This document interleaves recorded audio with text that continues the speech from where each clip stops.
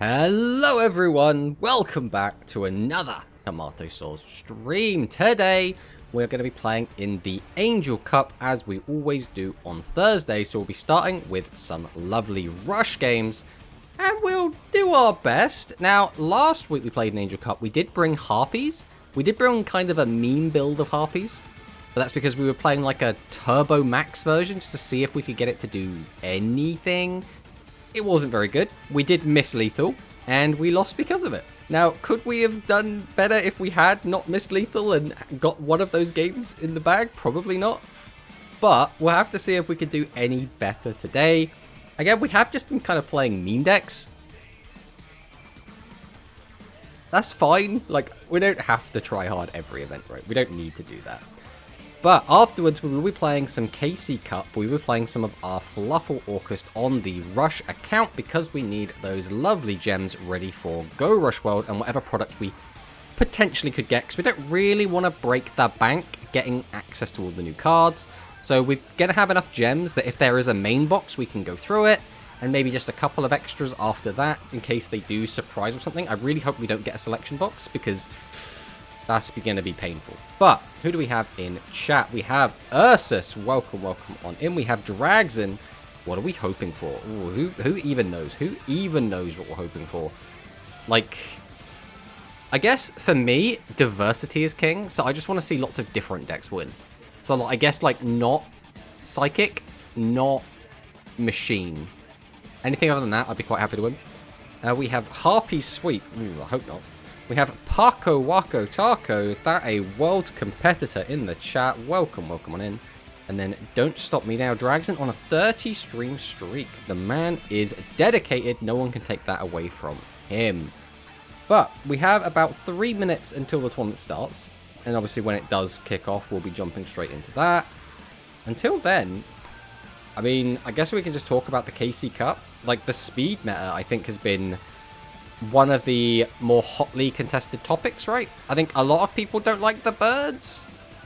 So a lot of people have started including like anti-bird techs. And I think the big problem that a lot of people have with the birds is that birds donk on rogue decks. Rogue decks that especially can't fit like the anti-bird techs get really, really beaten up by Lyrilusk.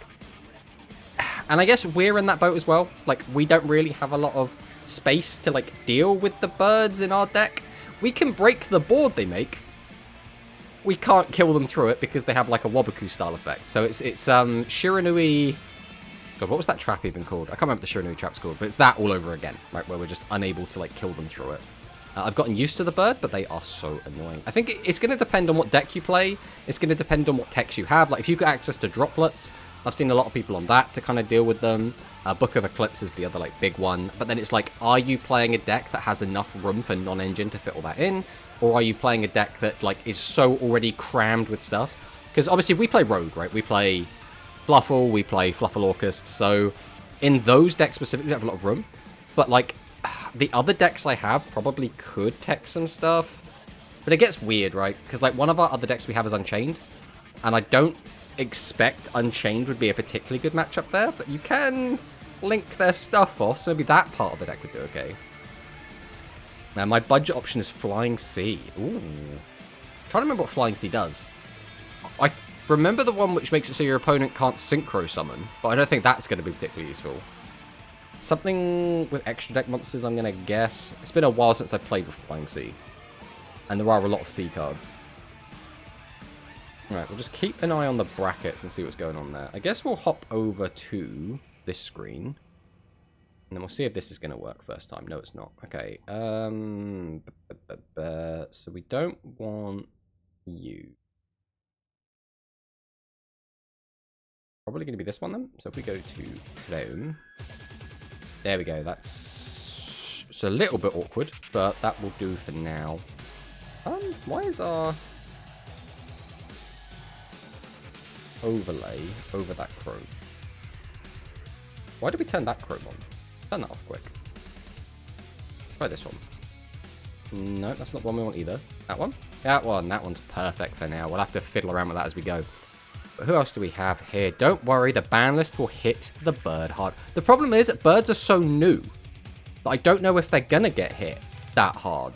They'll probably try and hit around them without actually hitting any of their actual cards. Hello, Dwan. Welcome on in. And is that Kim friend I see? Bear always eats bird. Let's go.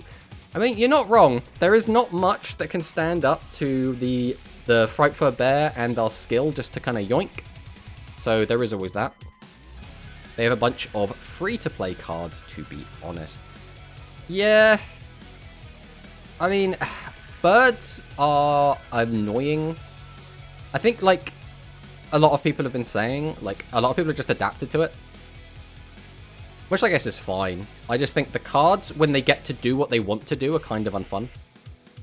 You know, for everyone else. But, and the other thing is, when you feel like you have to include, it reminds me a little bit of Maximum monsters. Which is a weird analogy to make. But Maximums, like, corrupt the meta around themselves. They warp it. They're like, alright, you have to have a way to deal with Maximums. You have to run TSA. You have to run Tribute to the Doomed. Or your deck has to have a native way to out a Maximum monster. And in the same way, I feel like now you have to play a deck that can deal with birds. You have to be able to have room for text to deal with birds. Which is just, like, something people don't like dealing with. Limb 2 Cobalt Sparrow and Ass Nightingale. I mean, I think, again, there are a lot of things they could do hitting the cards directly, but it's my question is, will they? How often does Konami hit cards that have only just come out? I guess is the question. Now, they are the free-to-play options, right? They are the ones that you get, like, as level-up rewards. They'll be the cards that you have easy access to, but, like, will they still want to hit them so fresh after they've come out is the question. Just delete the deck, attack directly, and bam to draw is not... I think having that style of deck is still good for the game. You just don't want it to be the best deck in the game, right? So in the same way, it's one of those things as well. I don't even know if Birds is the best deck in the game. Birds are like the ladder warriors, and they're doing like okay in tournaments, but they're not like a dominant meta threat. I just put Nightingale to limit 1. Why is this tournament not started yet, by the way? We missed something. Let's jump over here quick. Do we not have enough players to start it, maybe? Oh no, what's going on? Oh no. Registration's closed, that's all we know.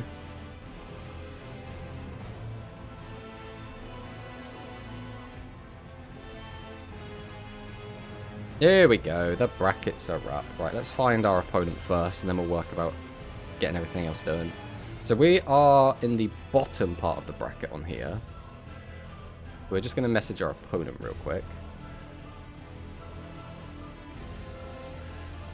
No, we don't want that.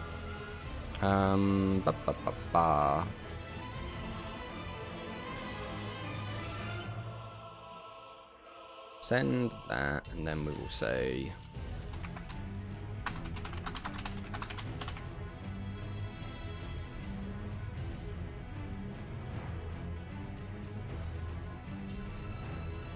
Oh, our opponent has said something to us. Let's translate his.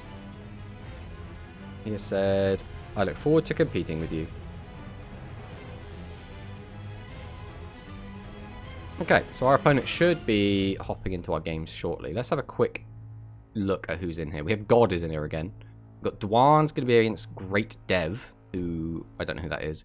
Bismarck is playing against this Guilty Gear player that was in the last one. Ursus and Deku, no! That's not what we want to see. We got our VTuber friend that was playing Dark Magician Machines before. We got Gozu down here. Ra is in our bracket as well. We have a pretty rough bracket, not going to lie. Alright, let's see. He hasn't actually joined the room yet.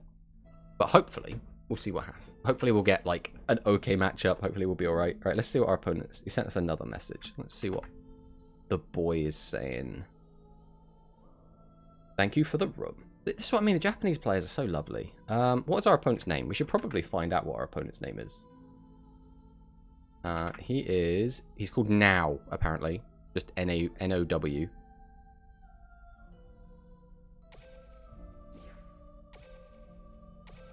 Right, we're just going to hop in. We're just going to hop in. We're just going to jump in. We're going to see what happens.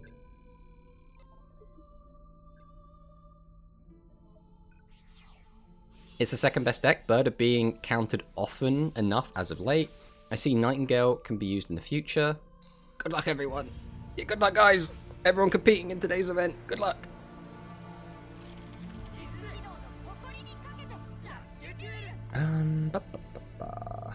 Alright. Let us see what we're against. So this is an archive skill, so could be loads of things. Blue Eyes is potential. Could be Harpies if we're just going for the new stuff.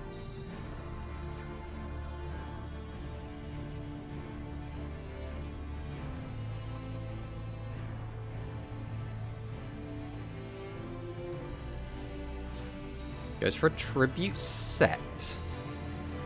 Is this Noodles? I'm trying to think what decks will typically be on that. Right, we'll start out with Hammer Crush Deal. We're going to set this and draw a card. Okay, so now we can activate Hammer Crush Deal. We'll send Dragius to grave. We'll pop this back row. That's a really good hit. Then we're going to summon out Essel. Activate Essel effect. Well, we milled 2 pretty rough cards for us, but that's fine. We'll summon out Piercing Samurai. Activate Dragius. Activate Piercing Samurai. Target itself. Set 1. Set 2. Go to battle. We will swing with this. Okay, so it is going to be... How greedy? Let's get greedy. Let's get greedy. Yeah, greed rewarded. We'll take off half of our opponent's life points. All right. So far, looking pretty good. We had a pretty good turn 2. Now, the only thing that really went bad for us there was this being in the graveyard. That kind of sucks. Other than that, that was pretty much exactly what we wanted.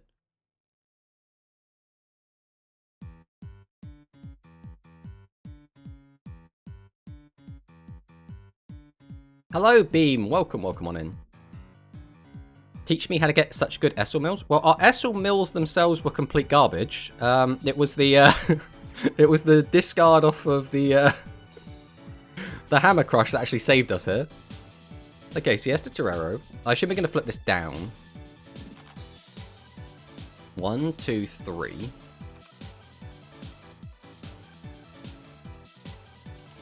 Ooh, what does that tell us? We can't out the Dragius, so we're just not going to bother?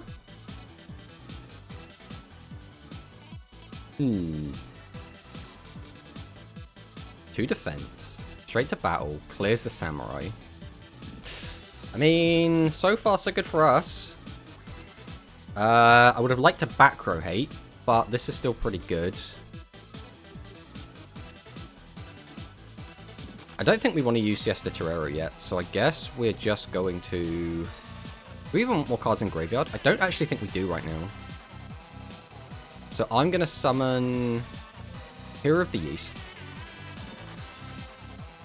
Tribute 1, Tribute 2. Activate Dragius. Activate Dragius. We'll summon out Masaki. Go to battle, and we will swing. Now, if he doesn't have exactly Slime, we are probably big chilling. Alright, game 1. Alright, fingers crossed we can keep this going for game 2. Fingers crossed.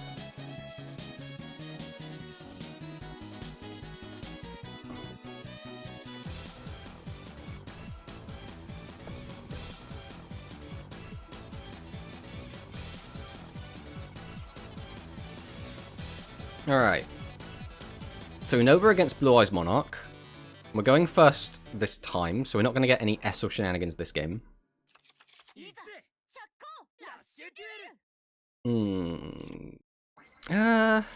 So this is a bit of an awkward one, but I think we do just set everything. I don't think it's worth getting greedy and then having to drop the Dragius. I quite like having the one of Dragius in hand. We are only playing 4 bosses, which means the chances that we find another one in the next 4 cards should be relatively low. Oh. So that's potentially good because he's got the Kyberman. It depends what's in his hand. Alright, so we're just going to bring back the Soul Drake. So that's the best case scenario for us. He's going to activate Dragon's Inferno and pop our buffered slime. Losing one of our traps sucks, but it's like, it's whatever, right? Any traps we find this early in the game are always going to get popped. There's nothing we can really do about that. Tribute's 2. Okay, so he's going to get to pop one of our guys. I guess we'll go for our lowest defense, that being Rhythmical Performer. Goes for a set. So we're only going to lose one of these monsters, which is quite nice. So he is going to get to clear our Piercing Samurai, but this is looking pretty good for us at the moment. So we will go ahead and activate Hammer Crush Deal here. We're looking for a normal summon, ideally. Oh, that is a normal summon. Alright, now we're going to summon out Essel. We'll activate Essel. We're going to tribute these two for this either way, so I guess we should do this. So we'll activate Piercing Samurai. Target itself. We can change this to... It doesn't make much difference. We can't use this effect until it's normal summoned. We're going to go ahead and tribute both of these. Summon out the boy. Activate his effect. Set 1. Set 2. Go to battle. Swing over this. Swing over this. So denying him all of these resources is really big. And if this has low defense as well, it's only 200 damage. I mean, 200, it all adds up. It all adds up. Okay, we have okay back row. We're denying resources away from Blue Eyes, which is absolutely imperative. We have to keep Blue Eyes on as few resources as possible.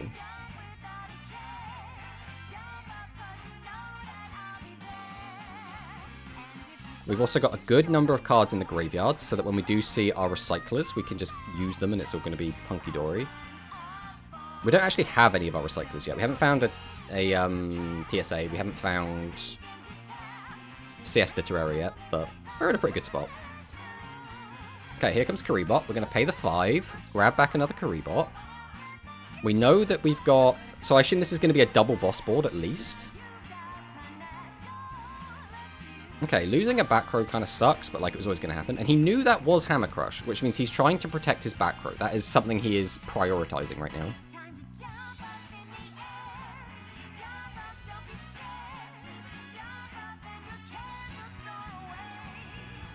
Here comes Bright. We're just going to fire off Bright straight away, set a monster, and set one back row. So he really wants to keep this back row. I think this is probably a good time to use Negate Attack, to be honest. Maintaining this board can be really, really good. If we get another warrior off the top as well, we can pop that back row, which we have done so. So I can reduce this. I could flip that down if I want, but I straight up just don't need to. So I guess we just do this. We'll just go Misaki. We're going to flip over Avian Spell Tactics. We're going to pop this back row, which, again, he prioritized keeping, so... I don't think we need to worry about that. We're going to mill whatever we get back into the graveyard anyway. Maybe we should have, just to make things, like, a little bit smoother. We'll activate this, and we'll give you Piercing. Then we'll activate Multi-Strike Dragon Dragius. Then we're going to activate Talismanic Seal Array. We're going to put some cards back in our deck.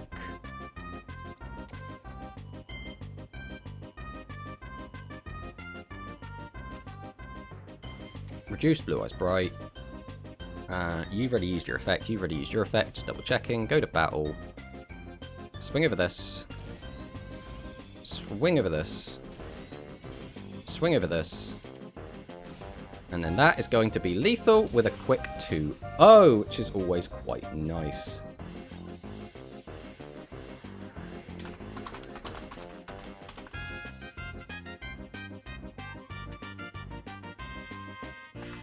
So we will contact our opponent real quick.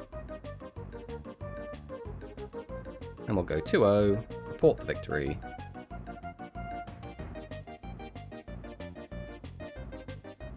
And then he has sent us another message. Let's see what our new friend now is saying to us. He is saying, thank you for the battle. Oh, this is what I mean. The Japanese players are all so lovely. They're all so nice, all so polite.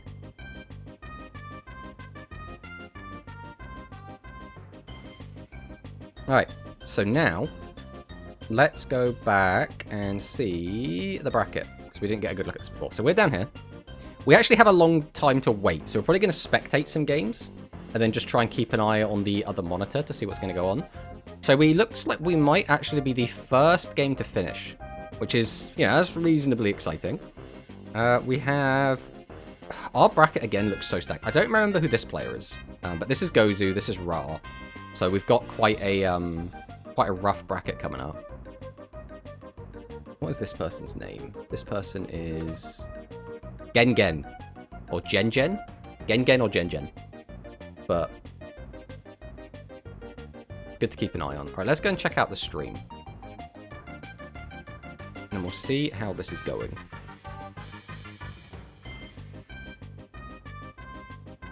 Right, this is also the wrong screen for this. So if we have a little fiddle. Is that the one we usually use? I think it is. No, it's not. Alright, turn that one off. We'll go to this one. Nope. We'll just fiddle for a little bit until we get it right. There we go. That's the one we use. Alright. So, we are spectating our VTuber friend who previously was playing... Oh, what was he playing? Dark Magician Machines? So, like the Innovator Machines. It looks like they're going to be on Cyber Dragon. Hello, that's quite exciting. What deck are you running today? Today we're playing aggro, basically. We're playing good stuff. We're playing it with, like, a Buster Blader, like, engine. So it's kind of like warrior aggro. Oh, we are going to have Royal Rebels at the event. That is pretty exciting. Let's try and find out what these players' names actually are. I don't know if we're going to bother finding out the Korean player's name because I'd have to set up... I'd have to do slightly more work, and I don't know if I can be asked. But we'll check out what this Japanese player's name is called. This is Kobe. It's Kobe, guys! Kobe's here!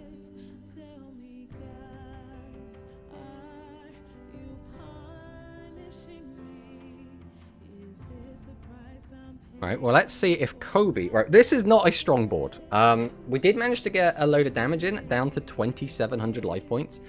But a single Death Doom, or Doom Metal, is unfortunately not good enough. So that is going to get broken. So what we look at the moment, currently taking 1,300 damage. Which, to be honest, is not a particularly good answer. It looks like Gozu did actually get 2-0'd by Gengen. So we're going to be against Gengen or Ra in the... Oh, we're already in the semi-finals. The quarterfinals, even, not semi-finals. We're already in the quarterfinals, so that's something. Our deck gets to be on our spreadsheet. Isn't that exciting? We haven't done that in a while.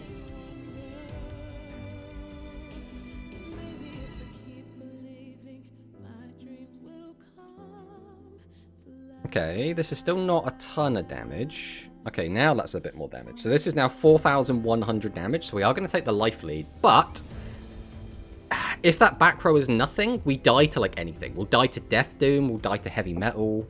Well, I keep saying Death Doom, but it's Death Metal. Doom Metal, even. Doom Metal.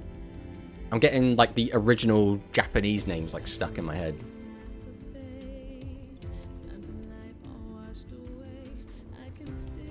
Alright, where are we going to go with this? So, again, there are so many hands that can just win us the game here. But there are also a ton of hands that do nothing. So we'll have to see what our Royal Rebel player has found here. What Kobe has found. We're setting 3. We're thinking about activating the skill. So we are going to activate the skill. We bring out Heavy Metal. So that tells me we could have another Heavy Metal in hand.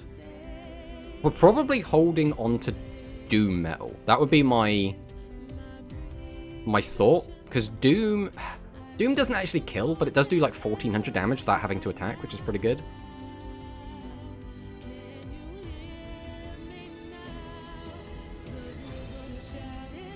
It looks like Monarch has won his game. Are there any other wins? We've had Dwan has beaten DS Great Dev. So good job, Dwan. Bismuth has managed to defeat his opponent, who is our Guilty Gear friend.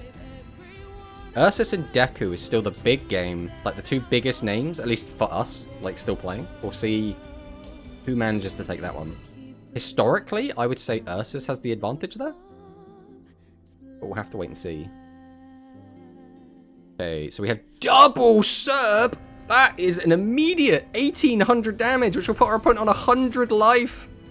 And this will be game if that back row is nothing. This is actually huge. I mean, to be fair, it didn't really matter, right? Those burn effects were irrelevant because we had Tribute to the Doomed. So the back row was there anyway. So no matter what, if those weren't Serb, it still wouldn't have changed anything. Does being on 100 life points change anything? It puts a clock on the game, so it forces Kobe to deal with this board, otherwise we lose. But we can do 2,000 immediate damage if we can just get out Doom Metal. And then we just attack for game. If we have Heavy Metal, we can pop the 12, go up to 37, attack over one of them. It's only 1,300 damage. So we kind of need Doom. It's kind of Doom or bust. Are we going to find it is the question.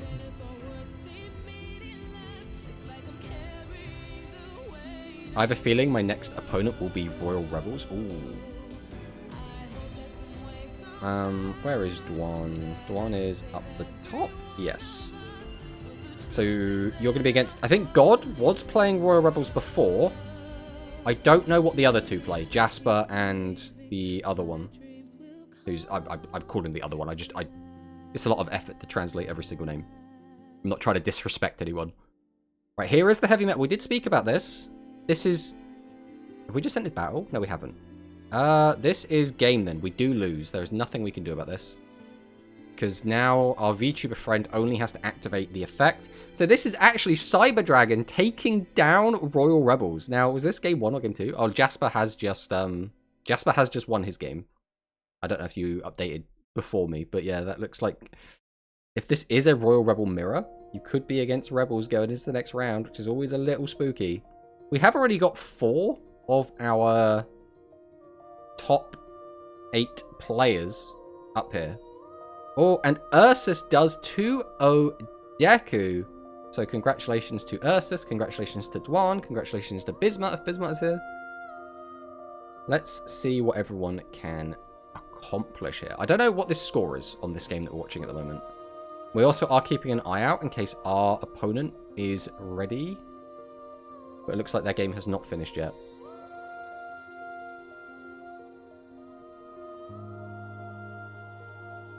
It looks like this game is finished, which means it looks like they have. So VTuber friend, so Cyber Dragons do actually 2-1 Royal Rebels and advance to the top 16 to play against Shizuri. Shizuri? I'm going to butcher all of these names just so everyone is aware. It's nothing personal. I'm just awful. So we only actually have one of the top 8 games underway. Are we going to jump into that? No, it looks like Dwan is going to get his dreams answered. We are going to find out what Jasper and God are playing by the look of this. Now, if this is a Royal Rebel mirror, that is not going to be a particularly exciting viewing experience. At least in my opinion, I think that is the least interesting matchup in the entire game. But we will see. All right, this does not look like Rebels. This looks very far away from Rebels. We are seeing a Luke skill, which means almost certainly dragons, but it could be aggro. And then on the other side, we are seeing an archive skill, which could be, I mean, anything, right? Could be blue eyes. This could be harpies. There's so many like lower tier decks. This could also just be. We keep saying harpies just because a lot of players will probably be wanting to try them out because we are using the new ban list, so we will have access to more of those harpy support cards. So here comes Dragorite. So some sort of dragon deck. We don't actually know for sure what this is just yet. We are going to be tributing 2, and what are we summoning? That is the next question. It is just Dragius, so we still don't really know what we're on yet. What is next? We are going to... Oh, Widespread Ruin. Does that give us any information? What limit... So, assuming we're playing limit 2s, and that means we can't play with negate attack. What could those limit 2s be? Okay.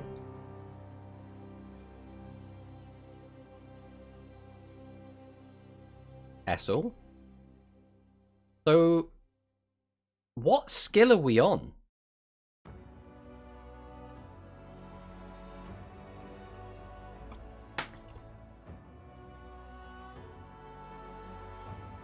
So, we're playing machines. What skill are we playing? Are we playing, like, life point gain or something? Or, wait, this could be, like, Dark Magician machines, right? That's obviously quite, it's relatively popular. It's not, like, super good. But, like, there is at least a reason to go down that route. But even if you're playing Dark Magician machines, do you forego... Because it's aim eagle is the limit too. So if I'm not playing the skill, do I care? So it looks like we are in an ad break, so some of our viewers will have disappeared. Well, there's Dragius. Hits the board. Activate Dragius effect. We're going to summon out Phoenix Dragon, which means we do have access to another Dragius, and we're going to get a draw off the Triad Drago.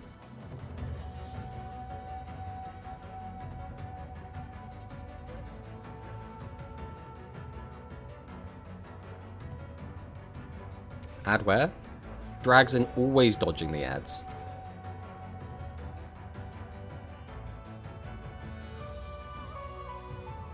Double Dragius. Obviously, one of these is a bit redundant, right? Only one of them is going to get to attack twice. Oh, we are going to take the TSA, shuffle some cards back. What is that back row? We already know that the widespread is gone, so there's no legend trap back there. It could be slime. It could also be recital, but the only problem with recital is if this is like a Dark Magician version, you have to cut something to make room for those Dark Magician spell traps. And that is going to be nothing. So there we go. We are going to see the... What even deck is this? What is the bottom guy playing? So there's two Dragius, so it can't be... It can't be any of the skills that restrict us. So is this just Resonance? Is it just Resonance and we just didn't see any of like the Earth cards hit the board? That would be my assumption. But I guess time will tell. Resonance, hello, well, welcome on in. Yeah, I think you're probably right. Resonance probably makes the most sense. Because it can't be Gear Strike, it can't be Inferno, not that anyone would play Inferno anyway. It can't be, was it Metal Fist? Whatever the heck that Metagear skill is called.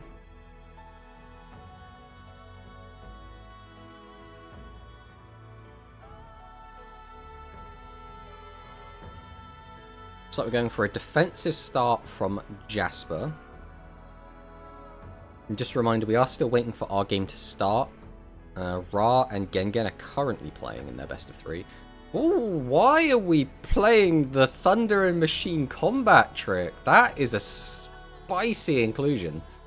Unfortunately, that kind of trap is going to fall victim to Draconic Slayer in this matchup. Again, assuming we're on Slayer, which I think we almost certainly are, right? If it ain't Archive, it's either Resonance or Crush Eel. I mean, it makes sense that it's Resonance because we have seen no non-dragons so far. Okay, we're going to Tribute 2. Go ahead and summon out. There's Slayer. Okay, that's going to confirm it then. This is Draconic Resonance. We just saw like double Dragius last game. That's all we needed. We didn't need anything else. Turns out Dragius is still pretty good. Hey, Corey. Welcome on in. You've caught us at quite an interesting time. We've just seen double Draconic Slayer hit the board, and it's going to destroy this board.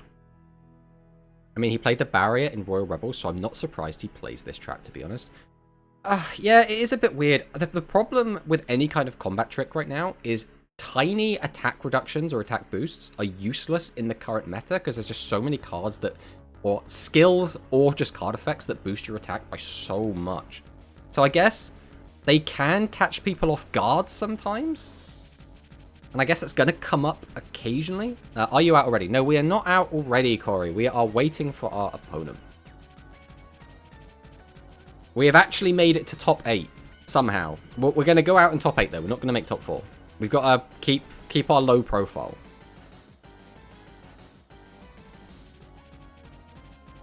Okay, unfortunately, we had to set 2 back row because we had to get our hand empty, but those back row are not long for this world. Oh, it's really good back row as well. Oh, losing the legend trap, I feel so bad, but we didn't have an option. Nice. Well, Barrier has the benefit of recycling. It does. It definitely does. But Royal Rebels aren't really limited in the spell traps that they can run, so you can just play TSA. You can just play Siesta Terrero, which arguably a better card. Now, Siesta Terrero has limited application. Really, you only really want to play it if you're playing like the aggressive version of Rebels that plays Piercing Samurai. Otherwise, you don't really want to do it. But TSA does have some value. It's just a little bit redundant if we are able to get a Doom Metal play off.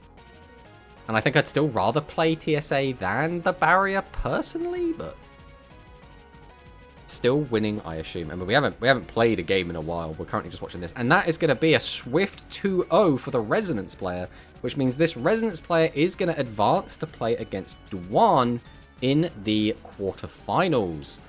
So let's see who we're going to be spectating now. Ideally, we'll go and spectate our next opponent, which would be Ra or Gengen, but I am actually going to assume they're probably going to spectate Bisma Ursus because it's the most advanced game, right? It is the most furthest through the bracket game.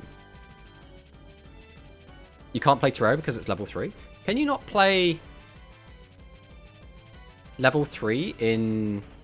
I'm trying to think what the restrictions are for the Royal Rebel skill. It hasn't come up much, to be honest. I think people have pretty much worked out how they want to build the deck. I always thought it was just Thunder that had the level 4 restriction, but if it's Royal Rebels as well, then so be it. The winner's POV stream continues. I don't know about that. Pausing by Seven's rewatch for Tomato stream. Man, KCC always feels so boring after some days, and especially with Go Rush and Fusions on the horizon, the wait feels so bad. I mean, I'm still enjoying the KC Cup at the moment, but I haven't been grinding it, right? The most I've done is we did about like 2.5 hours on stream. Other than that, we've just been doing our like 3 games a day. So like I'm still in the I'm enjoying it phase. We'll see what happens this weekend when we try and push to finish it up. But we'll be playing some more after this tournament. It just depends how long this tournament runs for.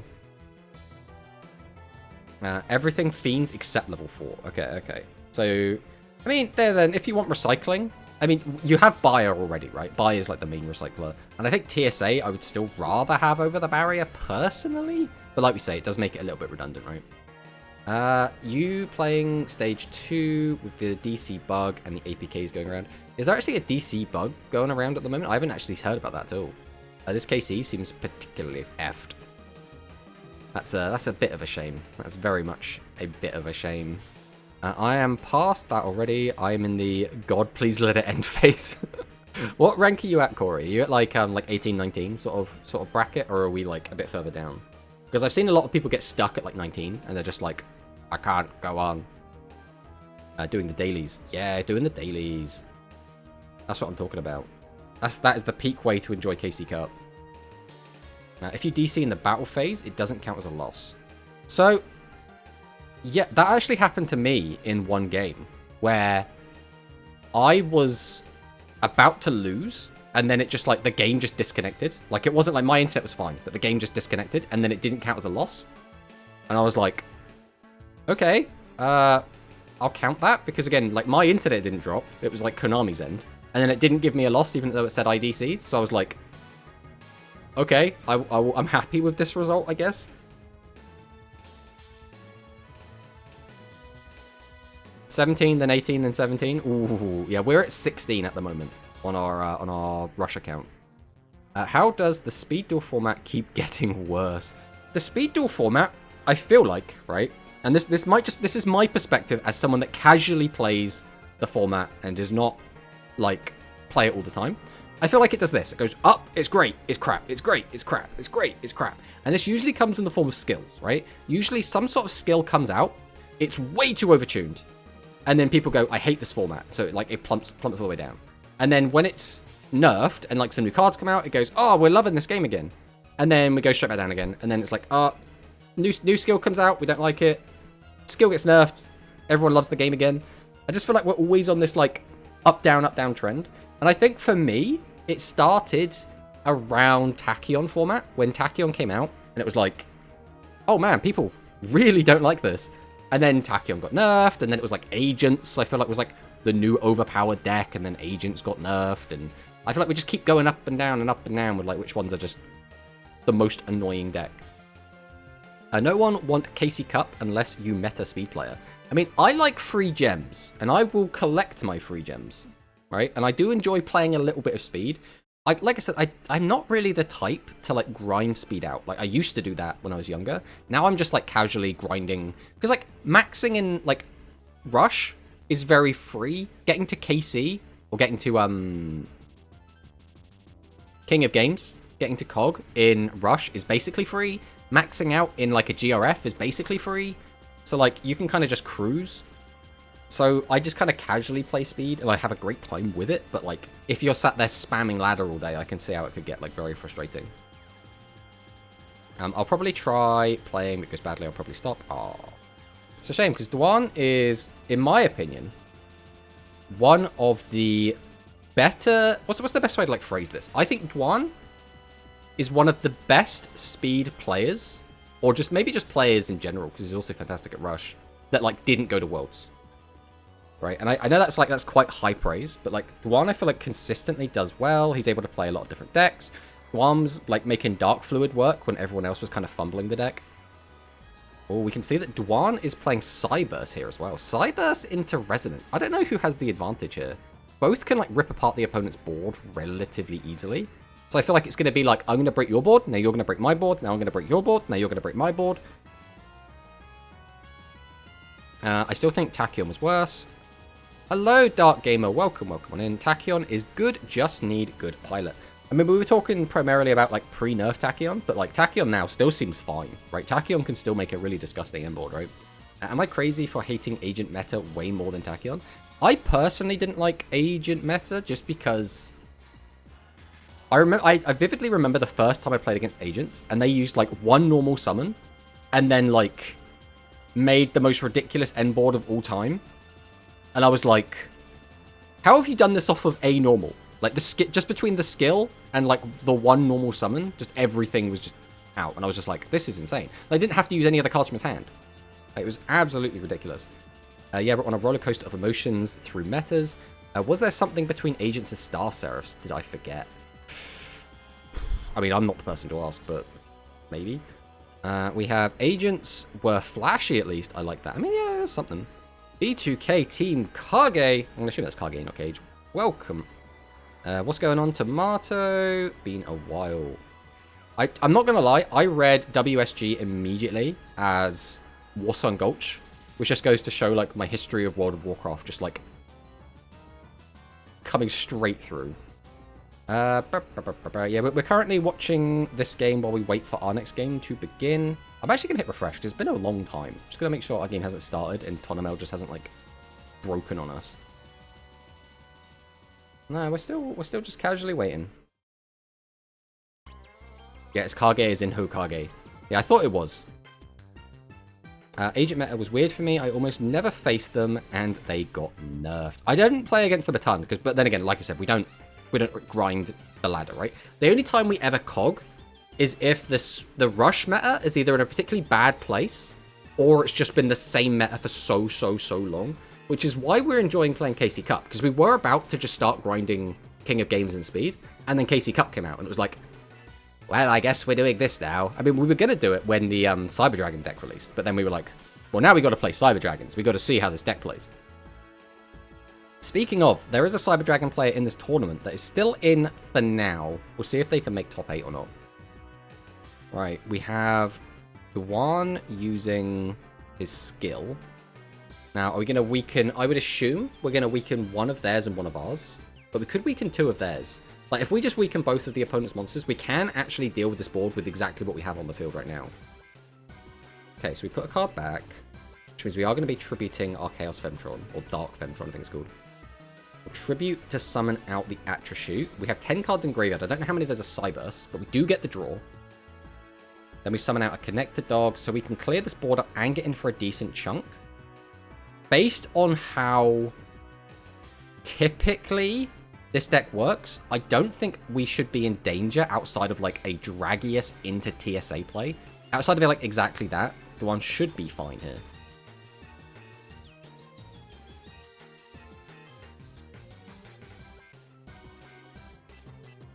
Okay, we're going to use the Sports Dragons to plus. This is good tribute fodder. Are we going to see the Dragius come down is the question. Oh, we do have the Phoenix Dragon, so we are going to be able to get back Bunker? Yeah. I mean, I don't hate the Bunker play. It's just, what are we digging for specifically?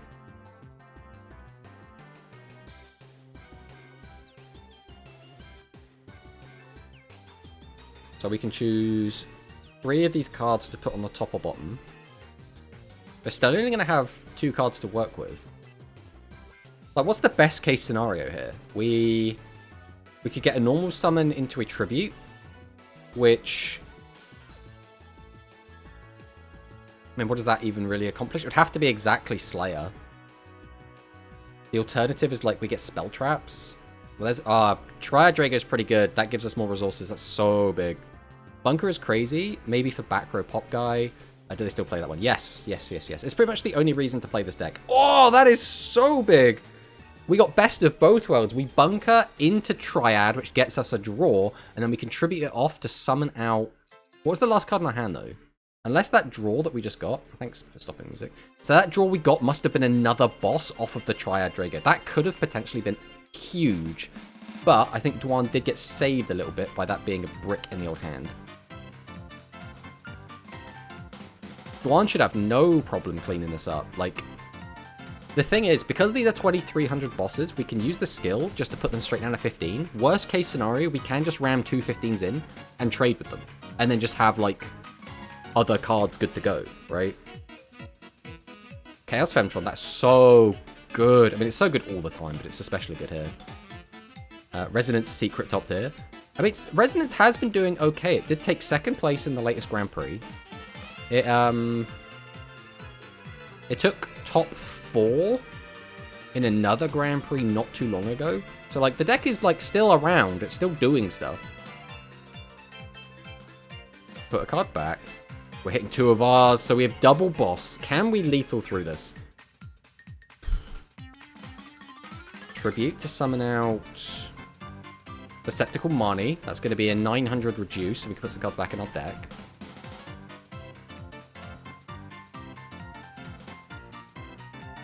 We're going to tribute this other one. What are we going to get out, though? Oh my god, we still hadn't used the Chaos Femtron effect. I just completely missed that. So we now have the Atrashoot Hydron. We summoned that out. We'll get an extra draw off of its effect and boost its attack up. This has got to be lethal. There's no way this isn't lethal. Yeah, this is overkill, right? 15 off that. Swing over that for 9. And then we get in to finish off 1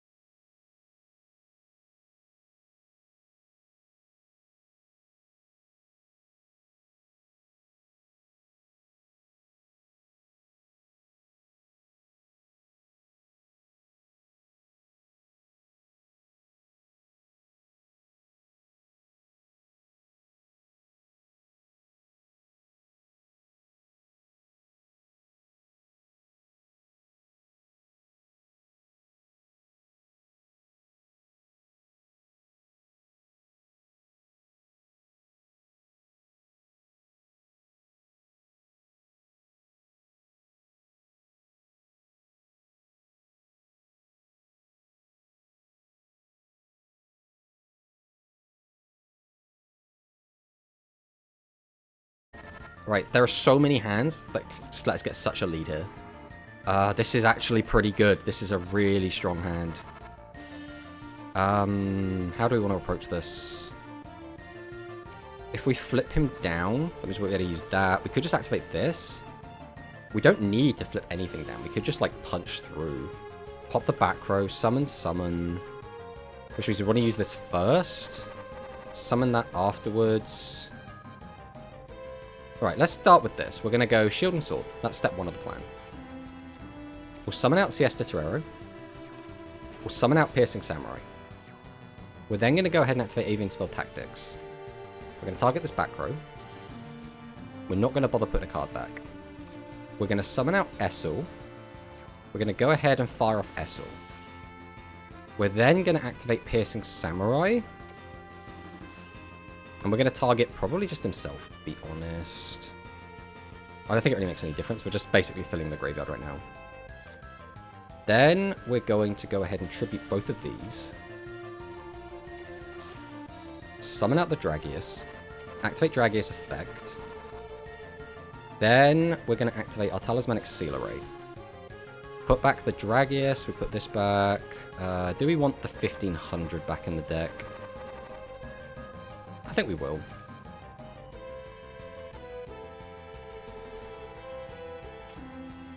So we'll reduce this.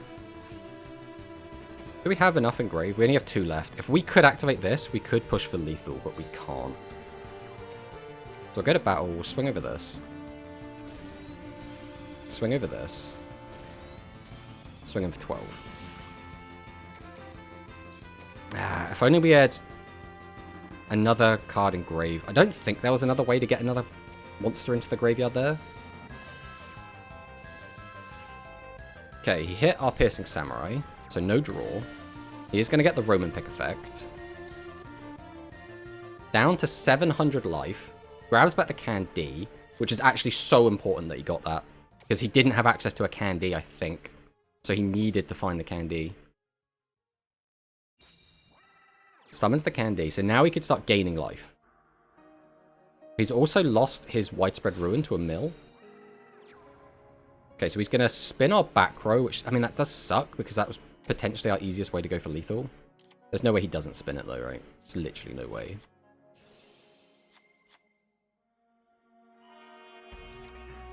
Is there a chance we just die here? I mean, I guess there's always a chance we just die here. Jump up. Gets rid of that. If he has a 1500 as his last card in hand.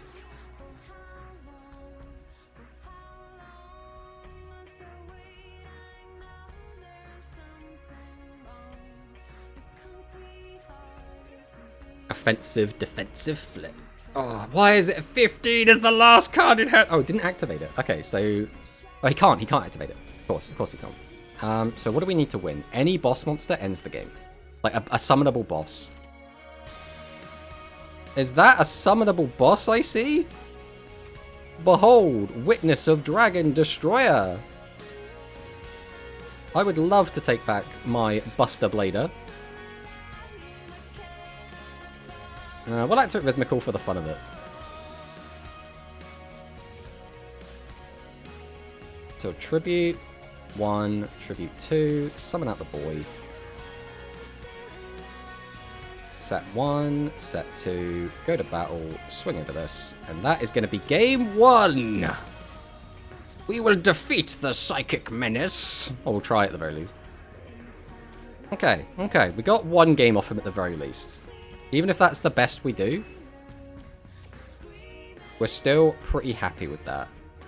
Alright, game 2.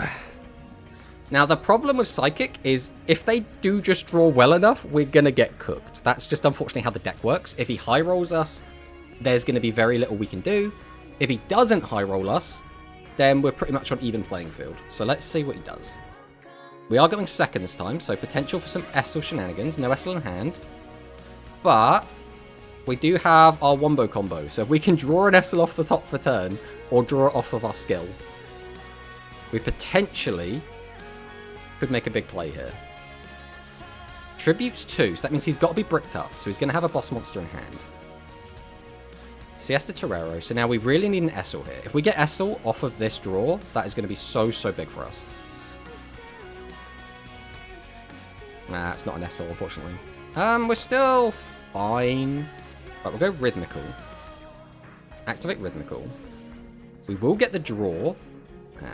No SL. Feels bad. I mean, this is, again, still fine. This is fantastic, realistically. We shouldn't be complaining. We don't really want to discard, so we're probably going to use the Avian Spell Tactics here, right? I don't see why we wouldn't. So we're going to summon out both of these. We're going to drop the Avian Spell Tactics. We're going to pop this. I do not want to put that back. We are going to tribute both of these. Summon out the boy. Activate his effect. Set this. Go to battle. Swing over this. And then get in for 4,000 damage. Which is a nice chunk, but we're not out of the woods yet. We are not out of the woods yet. Essling your Buster Blader wasn't high roll? I mean, it was, but... So he had a boss monster stuck in hand. So, like... Although he got lucky to get to that, it still wasn't everything he needed. Let's put it that way. Or he almost whiffed that. He almost whiffed. He only milled the one Psychic monster and Rhythmical Performer.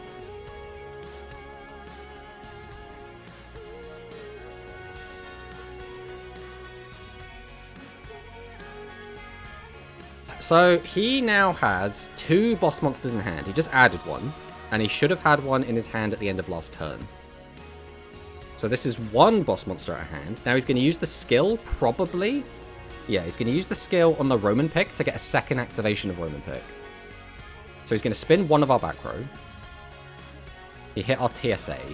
So he already knows this is Hammer Crush, so he can just play around it perfectly. He does, again, only mill 1 Psychic. Oh, do we need this just to clear? So we know he's got another boss monster in hand, so he's about to summon out another one. Tributes 2. Summons out Prima. Can't activate the effect as is. So he knows what a back row is. So we basically are completely... We need to draw a Dragius. Dragius plus 2 normals is, what? 100 plus 300, and then just another normal. So Dragius 3 normals should be game. Did we find that off the top? How many do we have in graveyard? 1, 2, 3, 4. Yeah, so this is just lethal. Is there any specific way we want to do this? I don't think it matters. It's a difference of 100 damage, right? If we reduce this by 14, goes down to 1,000, we just win. So we'll summon. I guess we'll activate this just because we can. Tribute 1, Tribute 2. Activate the effect. And then we can activate the Talismanic Seal Array. Put this back, this back, this back, and this back.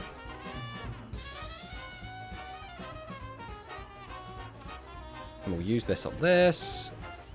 Go to battle, swing over this. And that is going to be a clean 2-0.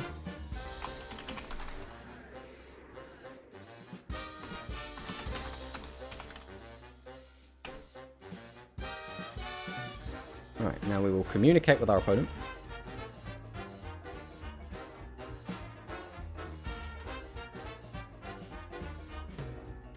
And that puts us into top 4, lads. We've done it.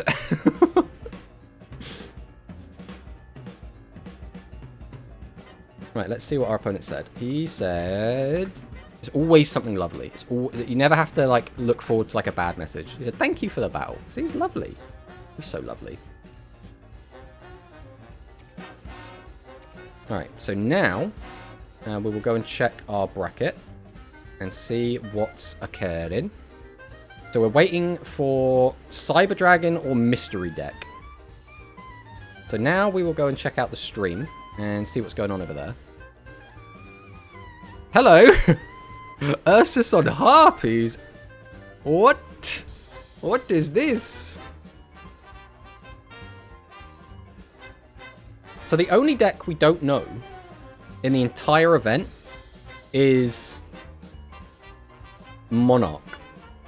As in, it's the guy called Monarch, not he is playing Monarch.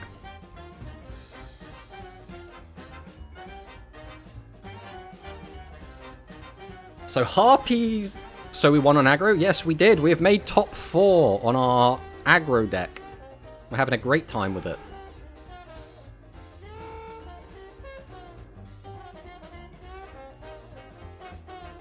Right, let's see what's going on here. So we're going to use the skill. We're going to reduce the attack of the Harpy Lady Sisters and our maximum piece. So we're going to tribute the maximum piece and summon out Attribute Hydra. We have 8 cards in graveyard. I don't know how many of those are spell traps. So there was enough monsters in the grave that we do get the free draw, which is so good. It's so ridiculously good to get that draw. Surely Monarch is playing Monarch. I mean, maybe. So he is a Monarch. Math is math. Monarch is Monarch. I mean, potentially.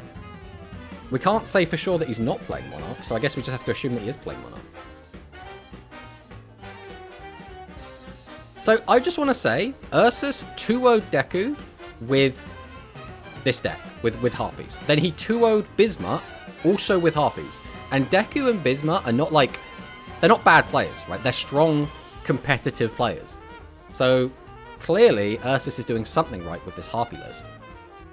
Also, I also want to point out, Deku has played against Westerners in every round. And if we somehow win the finals, and Ursus wins this game, then Ursus will have played nothing but Westerners the entire time, all the way through the event.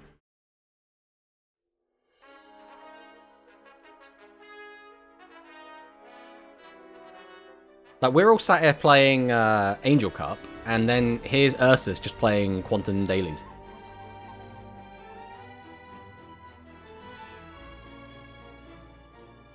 Okay, we're going to tribute over that. Oh, our opponent is... Oh, wait, Cyber Dragons made top 4? And it 2-0'd? What is happening? What is happening? What is this?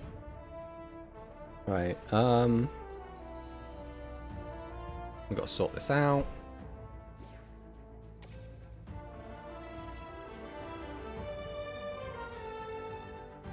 Well, who won? Dwan won that match.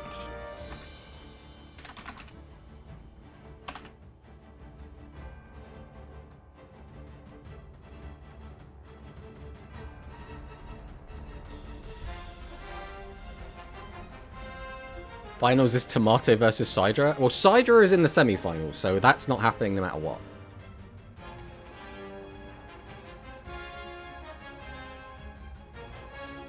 Now, are we going to lose to Sidra? Is the question. I mean, it could happen.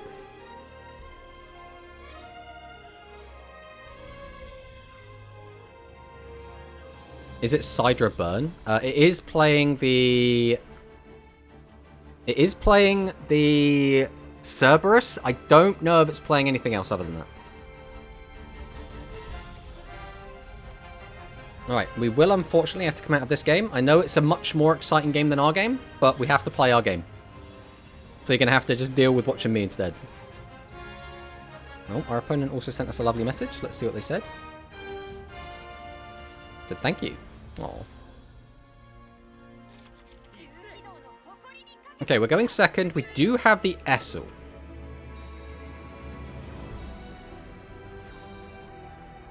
Three cards down. So this is going to get a little bit awkward, because it's like, do we... Oh, double Essel. I think we always just double Essel, right? I think that's always the line.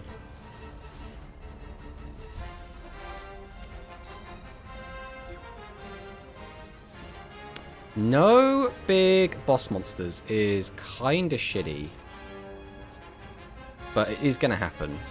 So now we're going to summon out Piercing Samurai, activate its effect. Give Piercing Samurai Piercing. We'll go to battle, we'll start swinging.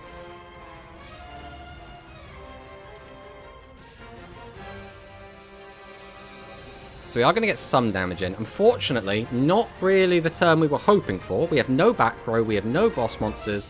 We didn't get much damage in. Our graveyard isn't really set up.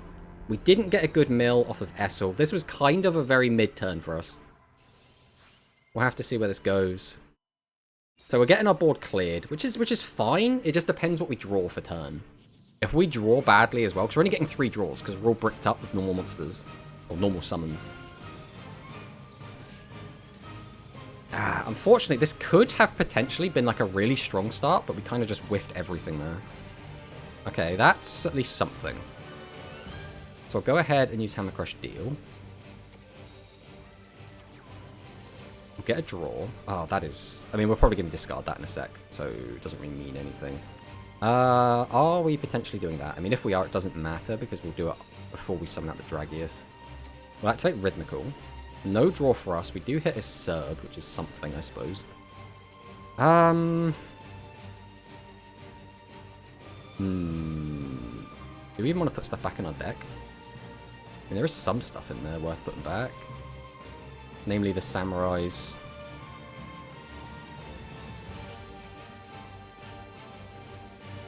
We have to clear the Sidra.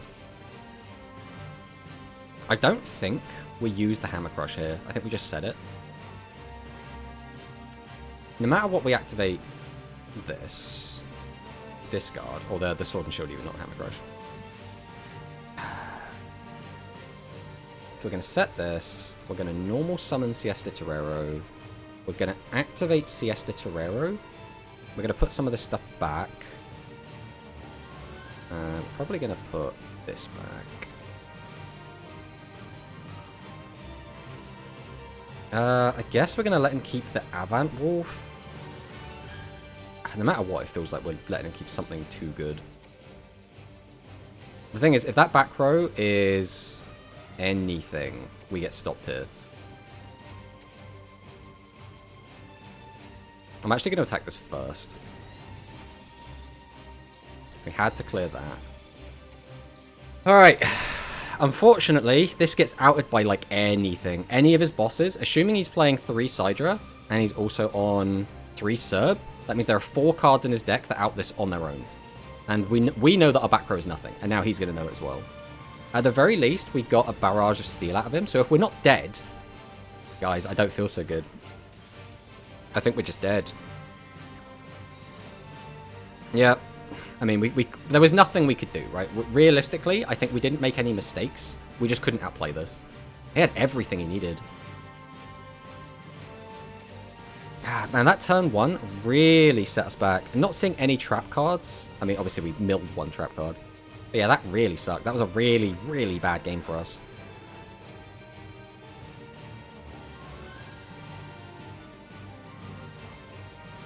It's one of those things where, like, I don't think we lost because he's playing Cyber Dragon. We lost because we drew badly. That's all it really came down to. Like, we lost to... I mean, we wouldn't have died if he didn't have Tribute to the Doomed. Our back row wouldn't have helped us anyway, so him having the back row hate didn't do anything. We took a little bit too much damage on that turn 1, but how are we supposed to know that both of our Essels are going to hit absolutely nothing? Jesus. I feel like this might be a repeat of the last game, guys. I'm not feeling good about this.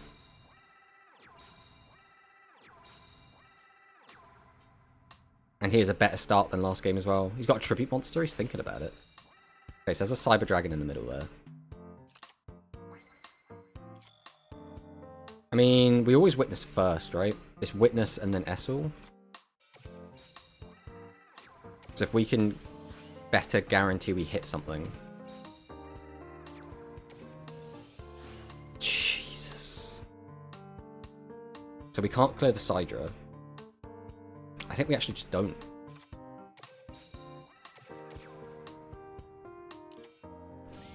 This is awful. This is like...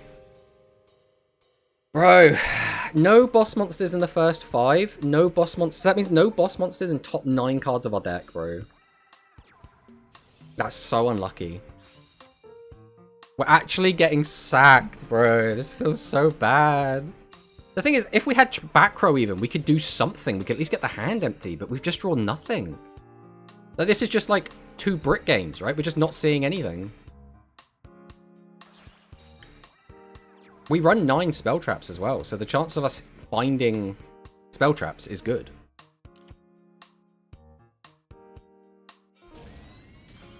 Yeah, we're just getting sacked. We are statistically, we were likely to get something there, and we just didn't. And having no spell traps here as well is so bad. This is basically a repeat of the last game. Alright, Hammer Crush deal. Set this. Draw a card. Can we get something playable? Jesus Christ. This is literally a repeat of the last game! Oh my god. There is just so little to be done here. I think we actually have to let him keep Cybertech Alligator. Like, what other option do we have?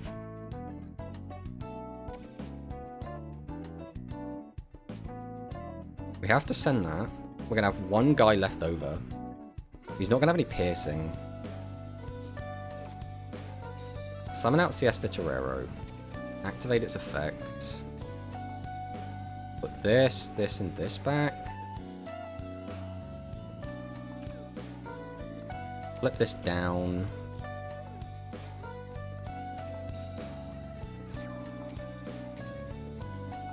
Tribute 1, Tribute 2. Go for the Hammer Crush. Pop this. Set. Activate. Battle. God, that would have been so... we haven't got anything. We just literally haven't got any of them.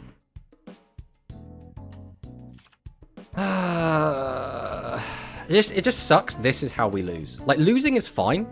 Even losing to a bad deck is fine. It's like losing because you just draw like ass. Just feels so bad.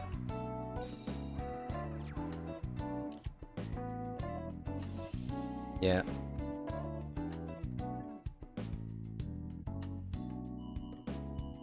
So this tells me you're going to tribute both of those and summon out... Or I guess it could just be Cyber Dragon. Yeah, it's just going to be Cyber Dragon. You had Cyber Dragon anyway, so it didn't matter. As is, we're not dead, right? We're going to be on like 200 life or something. Although it's not looking good. Can I please draw some trap cards? Of course not. If we set 3, he needs exactly Tribute to the Doom to kill us. If we don't set 3, we are gambling that we just find Buster Blader, and Buster Blader on its own doesn't actually do anything. So I think we have to do this, and then just say, if he just has Tribute to the Doomed, we were not meant to win this game. I think that's all we can do. He needs exactly Tribute to the Doomed, otherwise he can't kill us here. But if he has it, we're dead, because we haven't drawn any trap cards. Barrage of Steel is fine. I would like to keep my back row realistically, but it's not Tribute to the Doomed. Oh wait, never mind. Yeah, of course. I forgot about Cerberus. Well, I mean, if he had Cerb, it didn't matter what we did. Even if we did the other play, we still lose. That feels bad, bro. We didn't lose because we did anything wrong. We lost because we got unlucky. And that just stinks, bro. That's so bad. He can burn. Yeah, but it doesn't matter, Manarchist! It's irrelevant! It is completely irrelevant if he could burn us, because we can't stop him from burning us. It is 100% irrelevant. Feels bad. Feels bad, but that's just how it goes. Alright, let's go and check out the stream. Unfortunately, I think we're about to watch us die, which does kind of suck, but it is what it is. You lost because Rush Duel, GG's, the good run. No, we did alright. I think we played okay, considering. It sucks again. We lost to this ass deck. I don't even think... We didn't lose to Cyber Dragons, right? Like, them being a Cyber Dragon deck had no actual bearing on whether or not we won or lost the game. We would have lost to anything just because of the hands that we drew. I think that's what sucks the most. Come back later at Quantum Rush? I mean, fingers crossed, right? We'll have to see what actually ends up happening. It sucks as well that we lost to this player, I think 2 weeks ago as well. And we lost to the most bullshit, like, open of all time then as well. And they were playing a really bad deck. So this actually is a weird one, because I don't think Cyber Dragon deserves to be in the finals here, right? Realistically, the Cyber Dragon part of the deck hasn't done anything. Like, it being Cyber Dragon hasn't allowed them to get this far. I'm wondering how they won their last games, because we saw their very first game, where they managed to beat Royal Rebels, and they won that off of Rebels just opening bad. So I'm wondering if Like, they've basically made it this far on just their opponents bricking every single game. Because, let's be honest, Cyber Dragon is not a strong deck, right? It's like, it's fine. It's okay. It's not strong. So the fact it's made finals is very, very weird. I mean, we know how we lost. We just basically drew like shit every game, right? Matt sucks the most is Cyber has a second place or even first place now. Yeah, which, again, feels so undeserved. Like, it's so... Again, if Cyber Dragon was doing Cyber Dragon stuff, that would be cool. But it's not doing Cyber Dragon stuff. It's just winning off of opponents' bricking. And it's like, come on, bro. But, you know, Rush giveth, Rush taketh away. We went second both games. We lost the coin flip both games. We managed to open Essel both games, and we whiffed Essel both games, which just feels so bad, bro. It feels so bad. Because we managed to beat, like, tier 1 meta threat Psychics 2-0. Like, we cleaned that up, no problem. Because we actually drew playable hands. No Quantum Rush? No! What are you talking about, Quantum Cubes? You can't just not have Quantum Rush. I don't know what Cyber Dragons do. Cyber Dragon, basically the skill, lets them fix their hand once per game. And lets them give Cyber Dragon or Grand Cerberus a 500 attack boost. That is basically it. That is the entire deck. Other than that, it is bad machines that can't play Mirror Innovator. Last day before Speed KC, so making Speed 20. Okay, that makes sense. That's fair enough. But I am a little bit sad. Because we're not getting a Grand Prix this week either. We're just getting no Rush tournaments. Light Machines 2.0. I mean, it's like Light Machine 0.5, if anything. Right, so this is the Grand Finals. Duan versus VTuber. So again, I mean, we'll be saying this in like every single match, but like, Cyber should be heavily favored here. Realistically, what is the Cyber Dragon deck going to do? We could summon out a Cyber Dragon here, potentially summon out 2 more monsters, tribute 2 for a Grand Serb. That would probably be the strongest play we could make. Being able to maintain 2 back row, whilst one has 0 back row, is pretty good. October 1st, you can fix 2 times and even get Fusion back. Yeah, it will potentially be better as we go forward. Right now, it is a deck that has a worse skill than Machines, right? Because, right, the plus 500 boost is free, so that's kind of like the noodle skill, I guess, you could argue. It's a weird one. You went second with a whiffed Essel into no traps, into draw Hammer Crush, Dragius, skill drawn. The thing is, it's not like too far-fetched for that to happen. It just sucks it happened 2 games immediately back-to-back, right? That's what stings. Because, like, that's going to happen every now and then, but the likelihood of it happening twice in a row is what really stings. Apparently, really great since it happened twice. New Cyber skill still can only add Fusion or Proto once. Yes, it can add each of them. Oh, that's a big hit from Dwan. Now, we did attack last time, so Dwan will have had some information about whether or not one of those 2 cards was chainable. So we did have an informed decision to pop there. That tells me that probably the other 2 cards did not have a delay.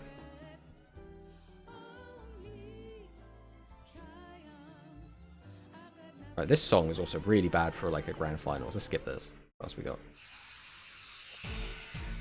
That'll do. Alright, so we are going to summon out Receptacle Marnie, whose effect is going to be a bit irrelevant here. We are going to be able to attack over with a 2000 attacker. Interesting we chose to not attack with the 15. I guess Duan doesn't know about this deck, but this deck is locked into only machines, so it can't play something like Cyclotron. So 1500 will always clear a non-tribute monster. We are going to summon out 3 bodies, which is enough to activate our Assault Armored's effect. Discard, send the top card, mill 1 card. That's how we say it. Now we get to reduce a monster's attack by 300. Tribute 2. Summon out the Serb. Has to be Serb. Slime and Negate gone. Rip. I mean, we'll have to see... Because from this perspective, and there's the hand fixing, that tells me that must have been another Serb in hand. Summon, activate Talismanic Seal Array. So we could actually have double Talisman. But we wouldn't be able to activate the second one if we did have one. Down to 0. So we do get to clear this whole board. But we are going to trade one of them. And we're not going to get a ton of damage in. We know that back row's nothing. So Duan could reduce the attack of Proto down to 300. And then just attack with a 25 for game. So just an Attrashoot is game. And I believe we just milled one. Yeah, so that should just be lethal. Again, we haven't really seen the delays, but I assume Duan knows that back row is nothing. And it doesn't matter anyway, we're just going to pop it. Let's get out of here. So yeah, this is just game. Now, Duan has like probably a handful of different ways he can get there, and he'll pick whichever one he wants. That is going to be game 1 to Cyburst, which is looking like Cyburst is probably going to win the event. As long as Duan doesn't like hard brick, I'm pretty sure he's got this. It's a shame. I would have liked to play against Duan in the finals. I think that would have been fun, but it happens. It is what it is. And we'll just start filling in our spreadsheet. God, we have to put Cyber Dragon on the spreadsheet. That feels so gross, bro. And in the second place spot. Ugh. What was the other deck? It was Harpies made top 4. So it was Ursus.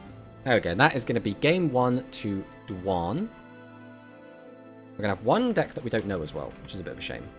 Now we have to try and remember what the other decks were. So Psychic made top 8. We had... Oh, we don't know what Bismuth was on. We'll have to contact Bismuth later and find out what deck he was on. Or Ursus is in chat, right? Is Ursus about? Does Ursus know what Bismuth was playing? And then the other one was Resonance.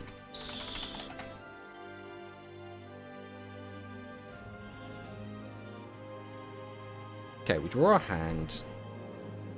And it looks like Duan has won the coin toss. And since these decks, neither of them can play Essel,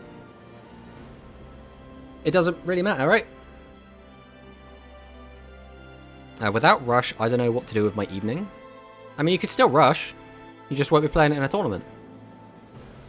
Make your own tournament, Manicist. With Blackjack and hookers. Was planning to try my Blue Eyes Monarch list on Tawny. Well, you should have entered this Monosync. You could have entered the Angel Cup. I can't believe Bird player tried to attack my Dragon 2 times in a game. Tried. Well, hopefully, when this finishes, we will be hopping over. This has actually been quite a quick tournament, all things considered. This has only been an hour and 20 minutes, which means we actually have a lot of time for speed today. Last time we had like less than an hour. Oh, losing the slime does kind of suck for Duan, but we're probably just going to be fine. Realistically, the Blue Eyes deck doesn't really do anything. Like, even if we lose our whole board, it doesn't really matter. Cyburst is not exactly a deck known for struggling to build a board. So we'll get 300 damage in, and then we'll get 1100 damage in. And then I would expect, unless Duan again just hard bricks, we're going to be able to just summon out 2 or 3 bosses, break this board wide open. No back row on VTuber's side does... Oh, that is such a good top deck. Okay, we grab back a 2000 attacker. Not ideal. Because it can't attack over either of these monsters. We would have to use the skill, and if we use the skill, that means it's unlikely we'll clear both, unless we already have another boss monster in hand.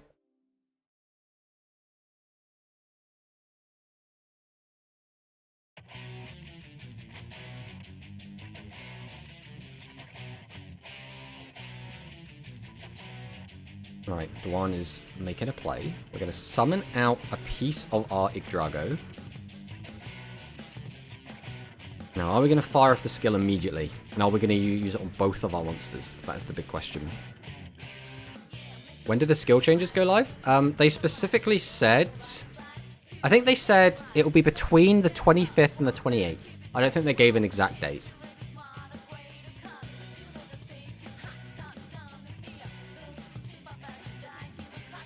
And then Vulcan will be meta for a week. And we'll see if it continues on through the next format.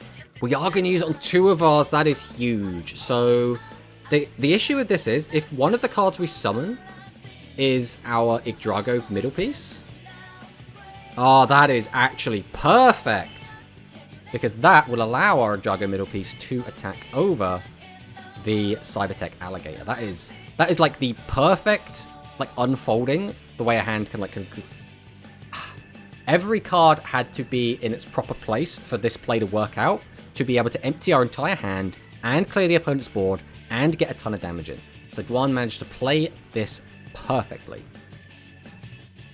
Monday, Tuesday, the 24th. Ursus, while you're about, what was Bismarck playing when you beat him in the quarterfinals? I need it from a spreadsheet.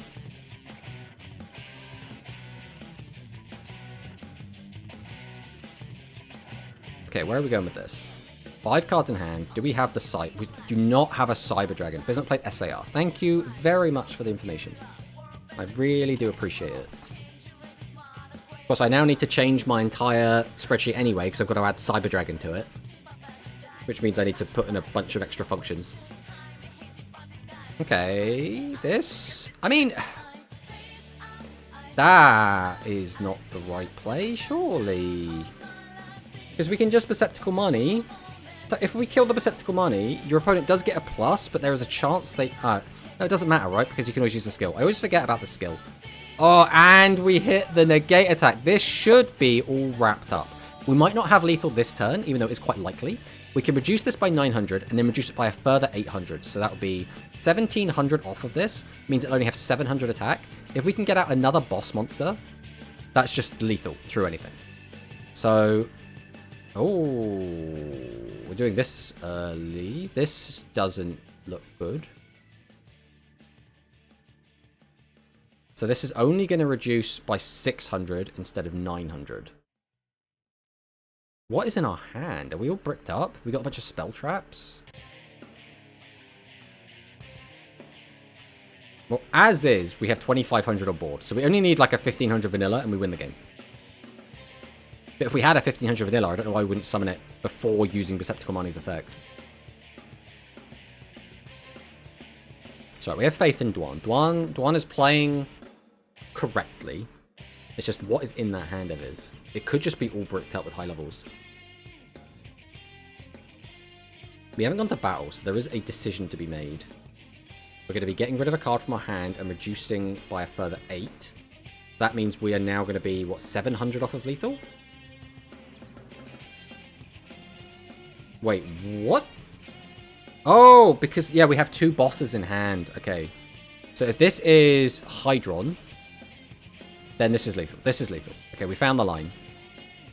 Because that is exactly the 700 that we were lacking.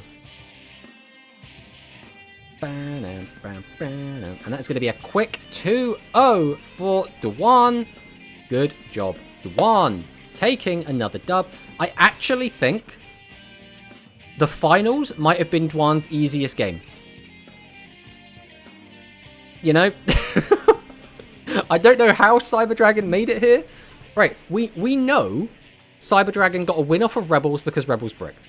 We know Cyber Dragon got a win off of us because we bricked. Even though bricking is a weird term in Rush because we didn't have a bunch of high levels. We bricked on low levels effectively. We got really bad mills and all this other crap, but we drew badly. So my question is, did the Cyber Dragon player win off of their opponents drawing bad every single round? Or did they actually have a game where they got to like do all their own things and just won off of their own deck? Yeah, I drew like 3 bosses and 2 spell trap. Oh yeah, we assumed you had done something like that, but you managed to find the line. So yeah, it's Swift 2-0. Yeah, I genuinely think that was probably your easiest game. Like, we haven't seen all your other games, right? We didn't get to watch all of the Harpy game. If we get the screen back up, we can go and take a look at the brackets. Should we change this over? We change this or this. Yeah.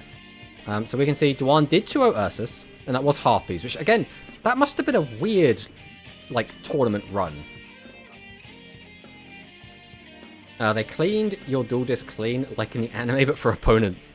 I made a small misplay, but I should have used Hydron first and then used money. To get the draw, and then potentially the draw would have... No, because you wouldn't have gotten the draw. Send that to graveyard. Put it in the graveyard.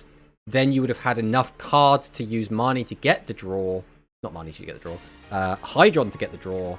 which then potentially could have also gotten you an extra monster, so that your Receptacle money could have reduced by 900, and you would have got the draw in general, because you don't get the draw because you shuffle back in Receptacle money first. I see. That's how Sidra made it this far. Cyburst out damage Harpies. I mean, it's going to happen, right? Yeah, and Hydron would have more attack. Exactly. I mean, not that damage was really a factor here. So your run one. What was Great Dev playing? Because you had Resonance, which I think most people would consider not to be a top tier deck. Then you had Harpies, which I think most people consider to not be a top tier deck. And then you had Cyber Dragon, which I think most people would consider to not be a top tier deck. So I feel like you had a really weird run. The only deck we don't know that you played against was Great Dev in round 1. So if that was another, like, meme deck, then you had a very, very interesting tournament run this time. You played Blue Eyes. Okay, yeah, so, like, the strongest deck, I guess you could argue, that you played against was in round 1. And you also clean 2-0'd absolutely every single opponent. That is a really clean tournament run. Interestingly, a lot of the, like, more quote-unquote meta decks didn't make it this far. I mean, if we look at the top 4 for this event, it was Cyburst. Okay, everyone knows Cyburst is meta. Cyber Dragon, Aggro, and Harpies. That is such a weird top 4, right? That is one deck and 3 memes. So, like...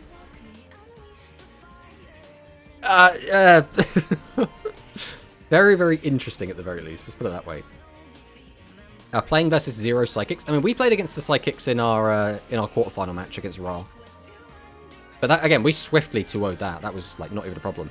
It's funny how, like, we beat one of the best decks in the format and then got swiftly 2-0'd by, like, one of the worst decks in the tournament. It's so weird. So weird.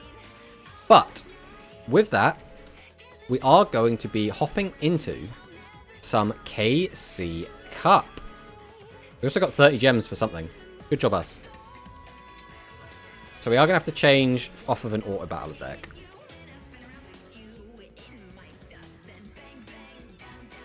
We also probably should have just clicked the button at the top to put us to Arc V, but we're already this deep.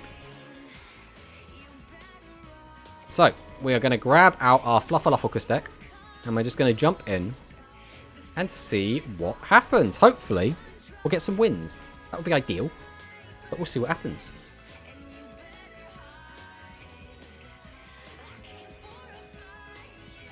Alright, game 1 of our speed climb today. We're against Yugi Moto. So is this going to be Battle Chronicle? We're going first, which... Oh, it's Gaia. Okay. I'm not super sure about the Gaia deck. I'm going to start with Dog. That's what he does.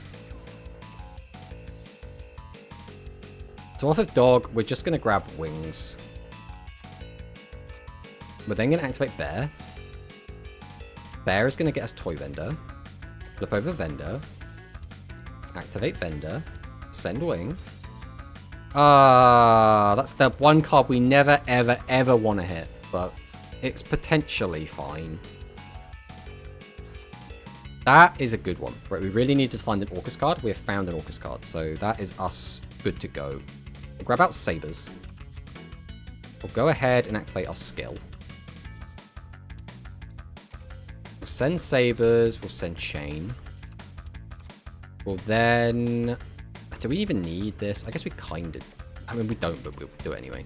We'll send out the Sheep. The issue with Sheep is we typically do this line to get access to Fusion, but Fusion's already in the graveyard, which kind of sucks. We can do this still just a +1. We can then go Toy Vendor, activate Vendor, send Nightmare. I mean, that's fine. Does that change anything? I guess it kind of does. So now we can go Harp. Harp will get a Skeleton here. Then we're going to go into Galatea. Unfortunately, Chain's going to find us nothing, which is a bit disappointing, but it is what it is. Then we will just... I mean, I guess we're just going to go straight into Decode.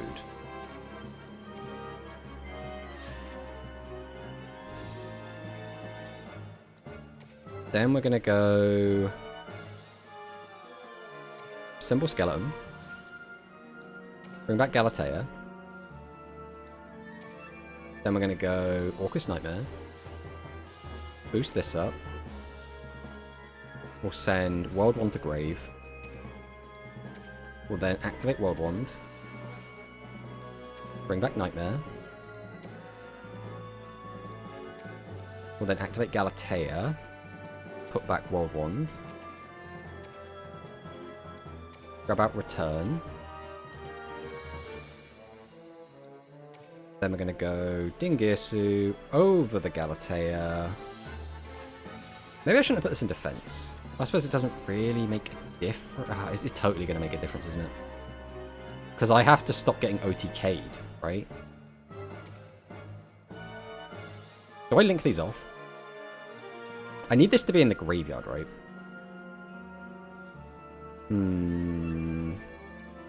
Right, we're going to activate Orchestrate Return. We're going to send this, because I think I need to interrupt him.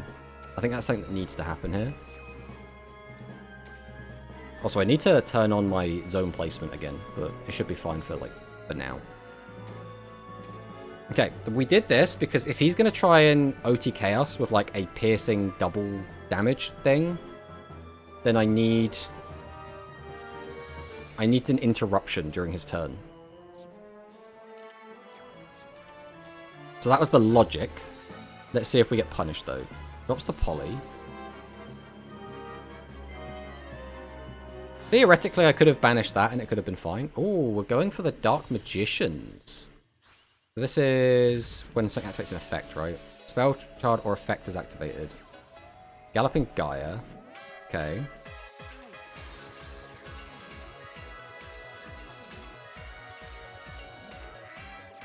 Sets a back row. Activates Galloping Gaia. Reveals a Gaia in hand. Adds a level 5 dragon from deck to hand.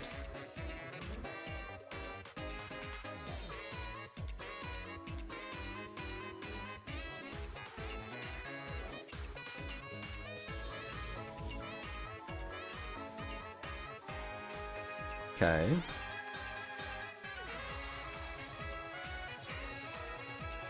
So fine there.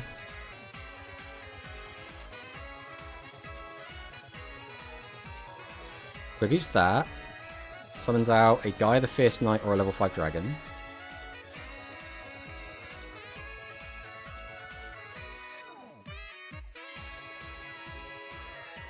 Gets the Esset effect. What's Dragonfly do? Oh. So we have to use this.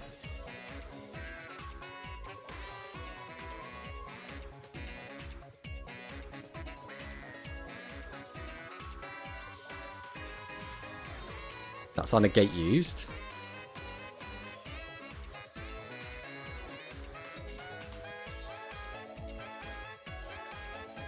Go straight to battle phase.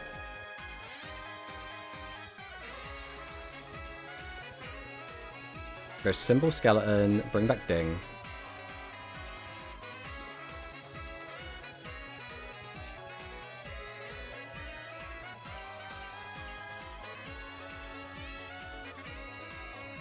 Book of Moon doesn't change anything. I could negate it, but there's no reason to, right? Oh, because it's at resolution. Is this going to stop it?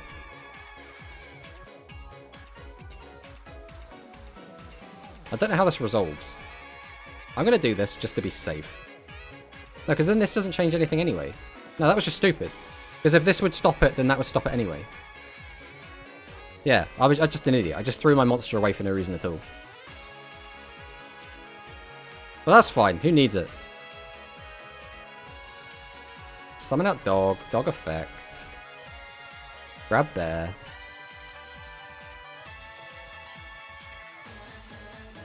Then... Guess we'll probably just go for this.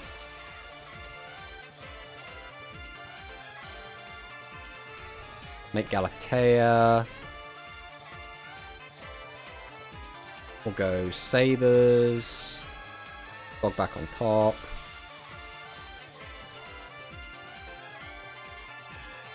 Activate Galatea. We'll put this back, so I'm going to want it later.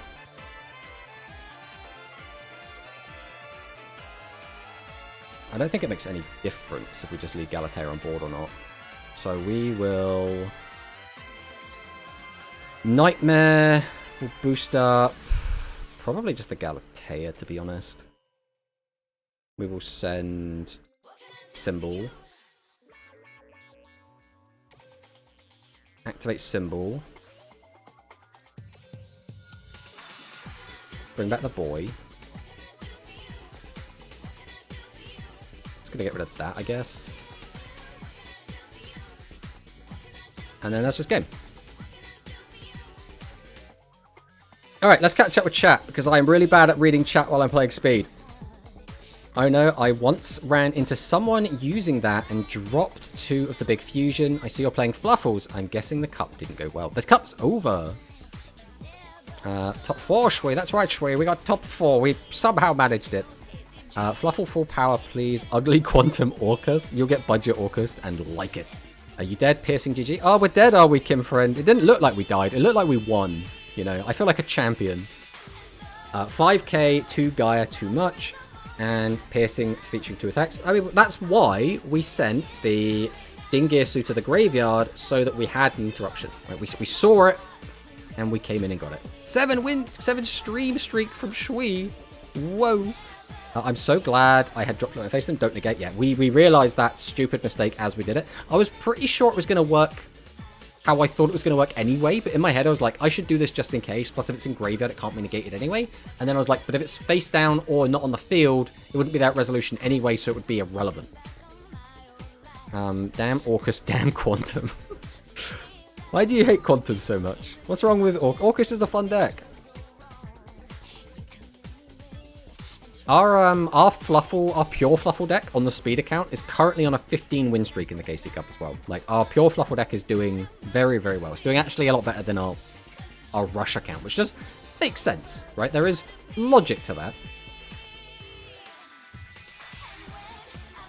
Alright, let's jump in and see what our next opponent's going to be. Lovely Japanese player, playing Yugi-Moto. So the last Yugi was on Gaia. You're right, chatting and using Orcust would just eat your time. Exactly. Battle Chronicle. Okay.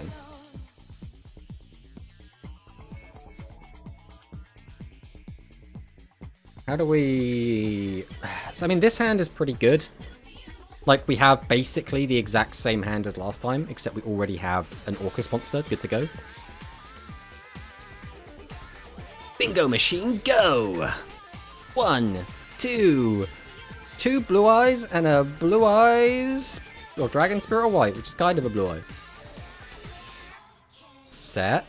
Summon the blue eyes white dragon. Activates the Battle Chronicle. Grabs ultimate fusion.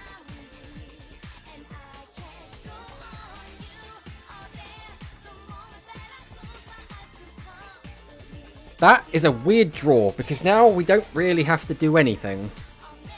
We'll start with Bear. So he has a response to just this. That's interesting. I suppose he can just use his fusion card that he searched, right? We'll flip over Vendor. We'll go ahead and activate Vendor now. We'll send Wings. Let's see what he does. We do get a special.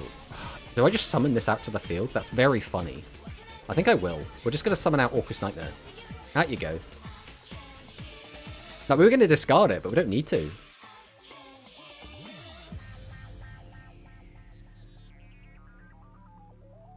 He's doing a big thing. He's reading Orcust Nightmare. We'll go ahead and use Wings. Just straight up. Let's see if he stops this. Like, Crow would stop this. Skullmeister. Use the effect of Toy Vendor. This will get us Sabers.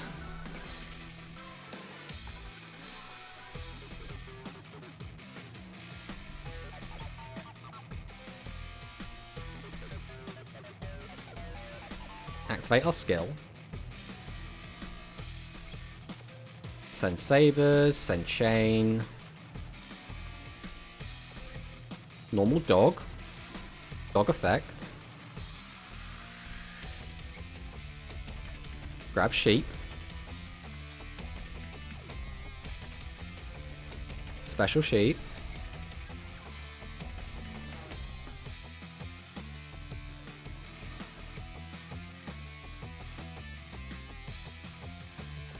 Sheep effect. Put dog back in hand. Grab back chain.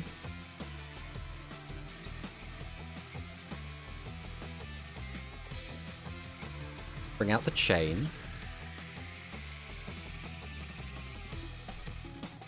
I think we'll probably go for the Galatea now. Summon out Galatea. Use the effect of chain. Grab Frightfur Fusion. Here, we're gonna activate Sabers.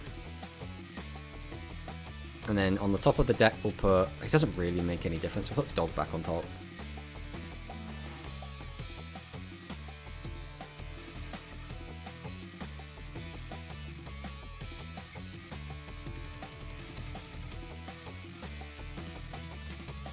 We'll activate Vendor.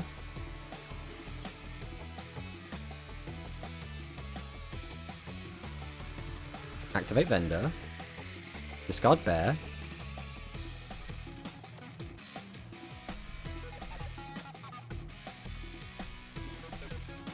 Summon out Dog.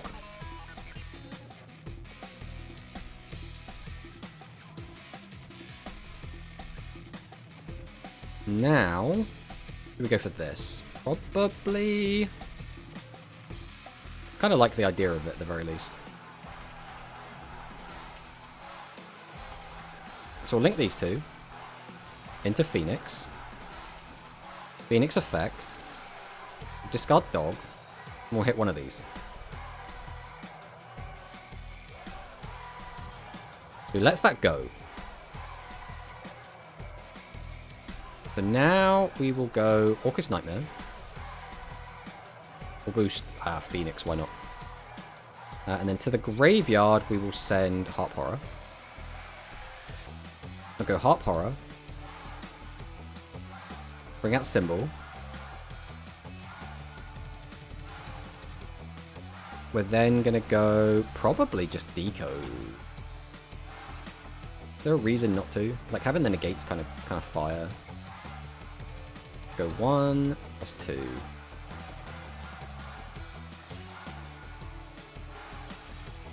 Out comes Decode.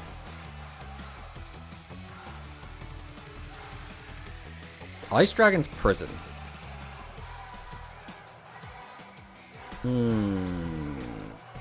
I mean, that's fine-ish. In a weird way, that actually kind of messes me up a little bit, but we do have Frightfur Fusion, so it doesn't really make any difference. Go 1, we'll go 2.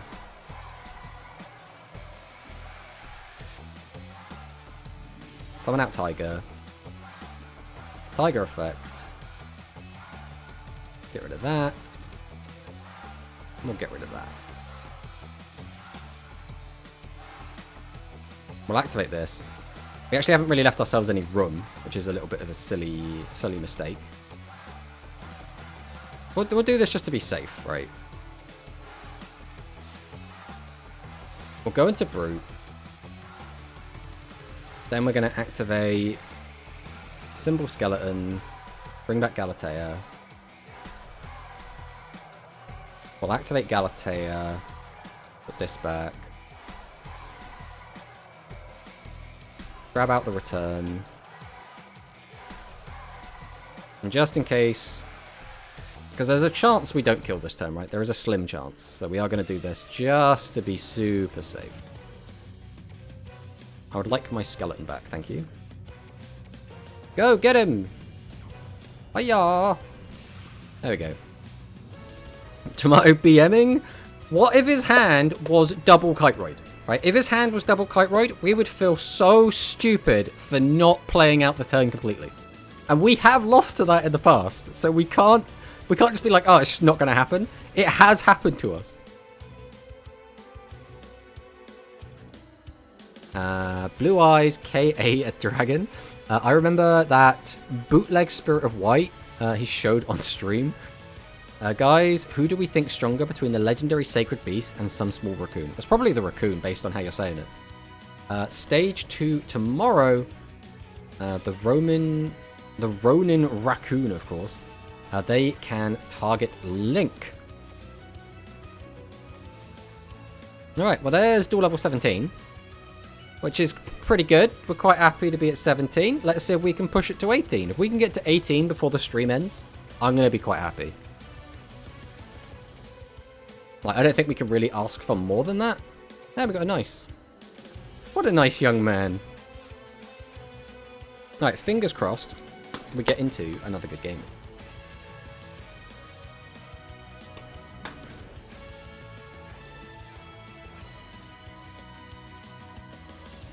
Yuto. I have played against PKs a little bit. I really don't know how to play against them.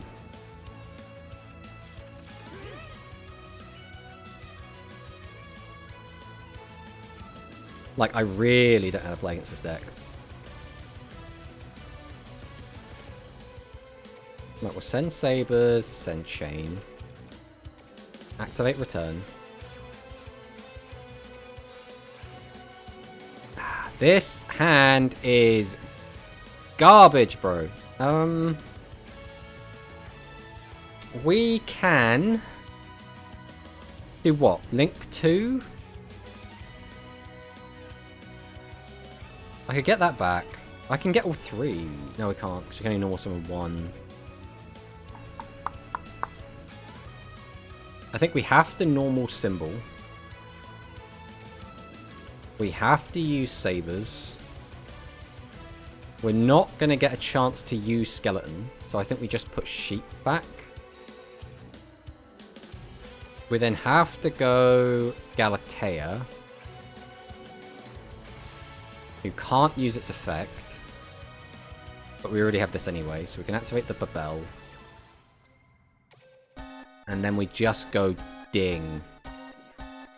Not the greatest play of all time, lads. I'm not going to lie. This doesn't look great. But it's the best we've got. Put it in defense. Okay, I should have read that a little bit early. If you don't want to die. What if we want to die though, Kim Friend, huh? Do you ever consider that?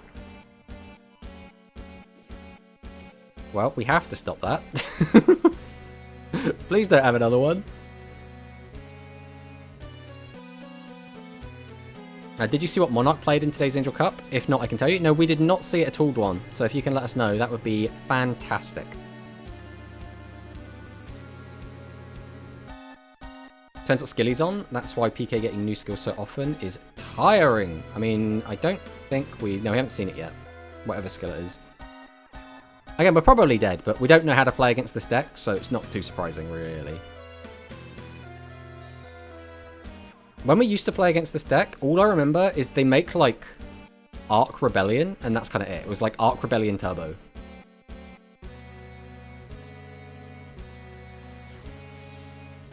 Goes to Breaksword. Does Breaksword pop any card?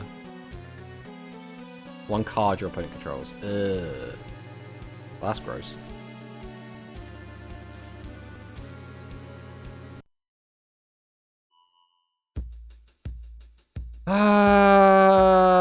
I think we have to let this go. Like, as much as it sucks. Like, the only thing we can do is bring out an 1800 guy that can't be killed by battle, maybe. And that would be it. So, we'll have to see what happens. Wow, your Redeemer's Gem. Yes, I'll redeem his gem.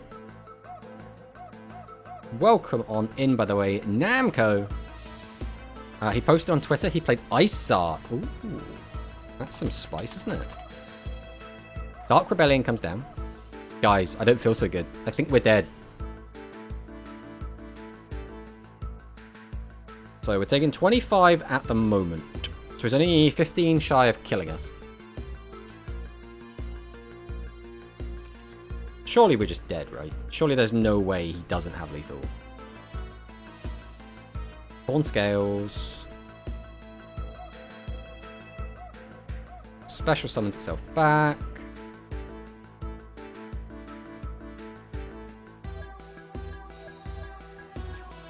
Rank up. Does it double its attack? I always forget what Requiem does. It's got like a built-in negate, I think. Once any attacks from material from this card, target will face a monster in your opponent's control, change its attack to 0. Gain attack equals that monster's original attack. Okay, yeah, that's just game. There's nothing we can do about that.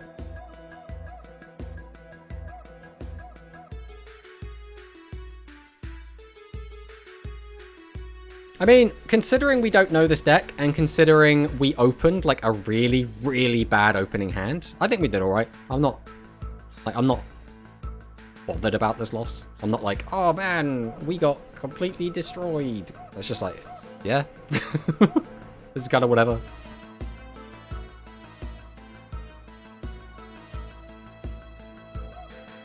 The thing is, he knows we have nothing. Our hand is empty, but he's still spinning his wheels. That's the difference. If your opponent has cards in their hand, I'm always like, yeah, do what you have to do. They might have hand traps that can interrupt you. But like, when you see your opponent... We're not going to just sit here and let him spin his wheels this entire time. Like, let's just get out of there. It was tiered before, so not hard to imagine. Yeah, PK was tiered for a bit, and then, like, the decks above it got nerfed, and people were like, oh, maybe PK will come back, and then just kind of never did.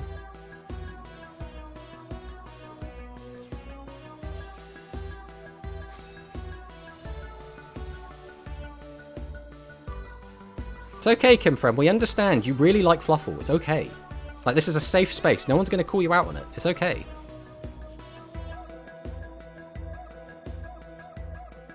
What do we want to do here? We always just send that to grave, draw 2. Dog's in a weird spot because we currently don't have a second way to get another Fluffle in grave. Which means if we search wings, it's not actually live at the moment. Ooh.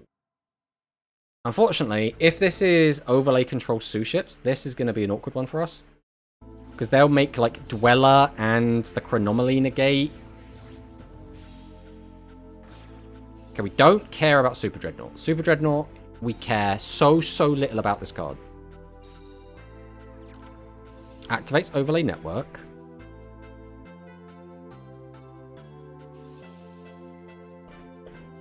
Me too, I like waffles and pancake. That's also fine. Everyone here, we like waffles, we like pancakes. Although we prefer American waffles, because English waffles are a bit crap. Tomato refusing to get the new Fluffle stuff. We have it on our other account! We own it already! Right, Uni's effect's going to go off. We're going to make that level 5. Are we actually going to make the Chronomaly now? Or are we just going to make another Super Dreadnought? We've got to make the Chronomaly, right?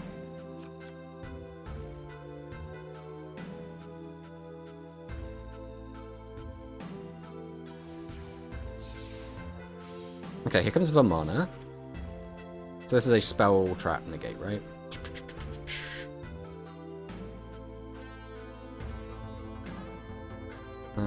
Activates a monster effect. It's a monster negate. Is it live?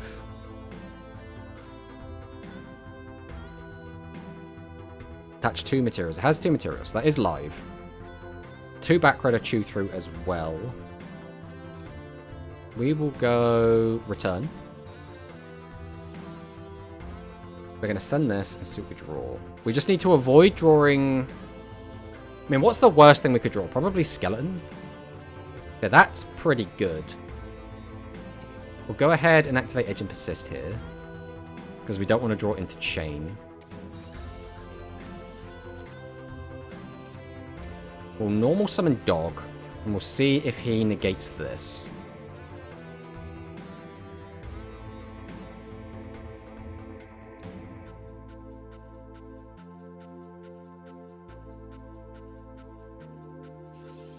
Flying Sea. When your opponent was supposed on this card from your hand, your opponent's side of the field, the opponent cannot XE summon. Haha! Joke's on you! I don't have any of those! You've just given me link material. Right, I guess we'll grab wings. Like, what else would we add? I think it's just always wings.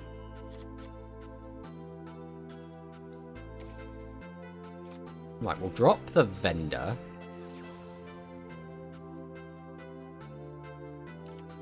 Activate Cosmic Cyclone. Okay. Someone's getting spicy. Let's bring back Sheep. Let's activate Sheep and see if he'll negate this. Put Dog back in hand. No, okay, we'll bring back Chain. So now we just have to chain. The only issue is we can't really chain block very easily with this deck, not on this version. Do we just go Nightmare Phoenix to get rid of the other one? Probably. We'll go 1-2. Summon out Phoenix. Use the effect of Phoenix. I think we're always sending Harp to the grave, to be honest. We'll target this. This should force something out. Chain block. Yeah. Okay, so he's going to negate the search, which is probably good for him, realistically.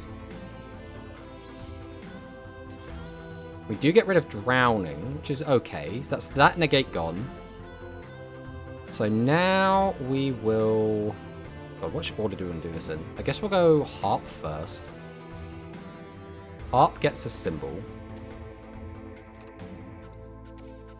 We're then going to go into Galatea using this and this.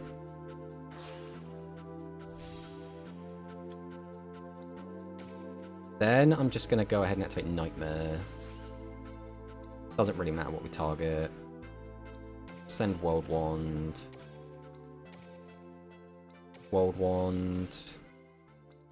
Bring back Nightmare. Activate Galatea. Put back World Wand. Grab out Babel. Then... How many do we have in Graveyard at the moment? Probably not a ton. I think we just go for this. We use this as 2. This. Bring out Long. Activate. Bring back Galatea. Activate Long. Put these 2 back. Get rid of this. Why do I still have this on the field? I've just chosen to not get rid of it for whatever reason. Oh, I can't XE summon. Oh, I've just... I do XE summon. We're probably still fine, right? I'll activate this. Pop this back. Grab this out. We'll go into... Are we just going Brute here? Probably. Oh, he doesn't have an arrow. I mean, that's fine, so we wouldn't use him anyway. We'll go Brute using Ding and, I guess, Flying Sea. Summon out Brute.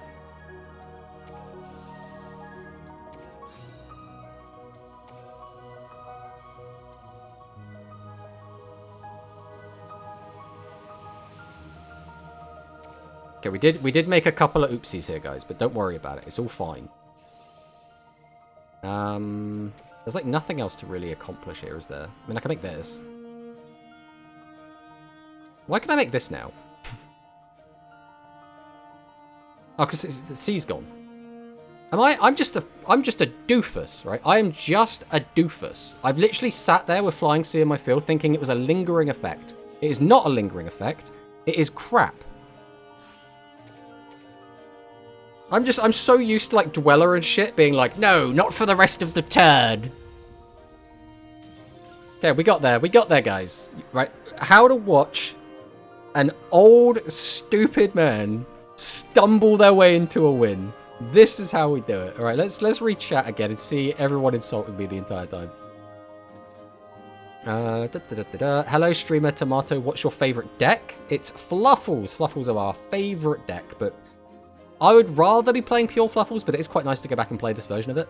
Konami, where's my Waffle House deck? Not yet. Maybe, if you're lucky, you'll get one in Rush, because we do have a couple of Waffle cards in Rush.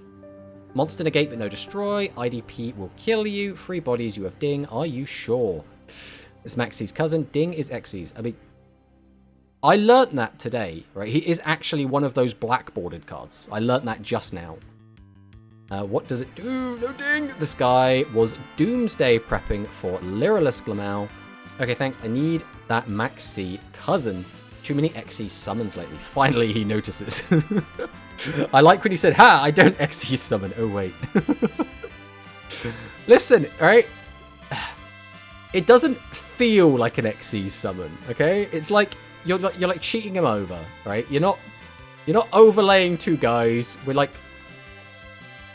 let me say, cheating him out onto the board.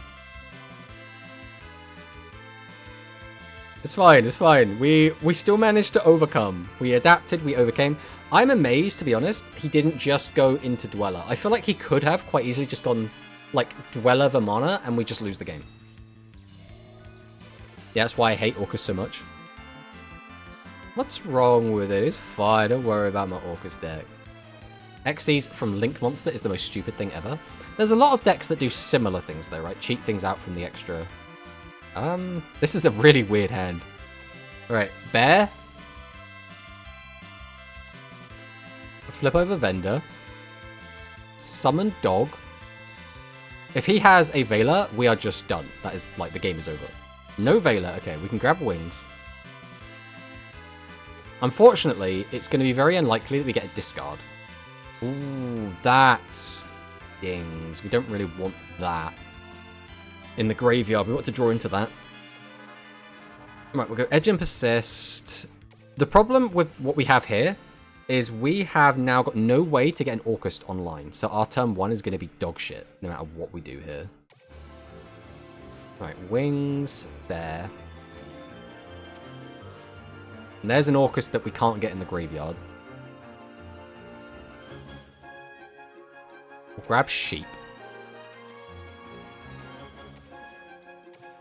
Special Sheep. Activate its effect. Dog back in hand. Bring back Chain. And then we're in Panic, Try Not to Die mode. Is there any reason to put it back on top? Realistically, we're going to need one of them somehow. If it's in our hand, we can discard it off of a Link, so we do want to keep it in hand. So we will use Sabers here. We'll just put Dog back on top. There's no point in activating this. It doesn't do anything. Again, we could Link, but it doesn't do anything. So I think we just pass on this.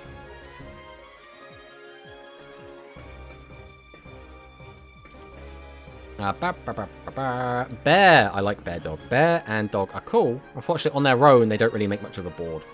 You can't Dweller / Vamana Shari Red, and effect is Susha Xyz locked. Only one or the other. Ah, I see. I played against Icy when he was playing it, and he just did that on turn 1, and I was like, I don't know how I beat this.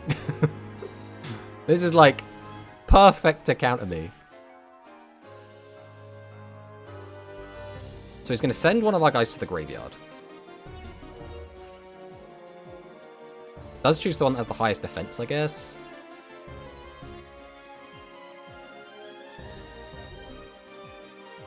Hello, Mr. Tomato. I see Angel Cup in speed start. We finished the Angel Cup. We managed to take, like, we got top 4. So we did okay in the Angel Cup. The way we lost was a bit disappointing. I'm not gonna lie. Oh, nothing, brother in Christ. That is terrible. What is going on over there? So you're going to use Ancients. And just put it in your hand. Okay. No, it gets on the field. Okay. Just 2 Blue Eyes and a Dream. That's really all we have to chew through. Summon Dog. Dog effect. Grab Bear. Then we'll do the Linky Splinky. If we do the Linky Splinky... No, we'll still need to find a body somewhere. Drawing these actually kind of sucks. But, like, we haven't got any other... Oh, we can get a body. Yeah, we're fine. So I'll go 1, 2. Summon out Brute. Activate Brute. Discard Nightmare. I'll get the Blue Eyes White Dragon.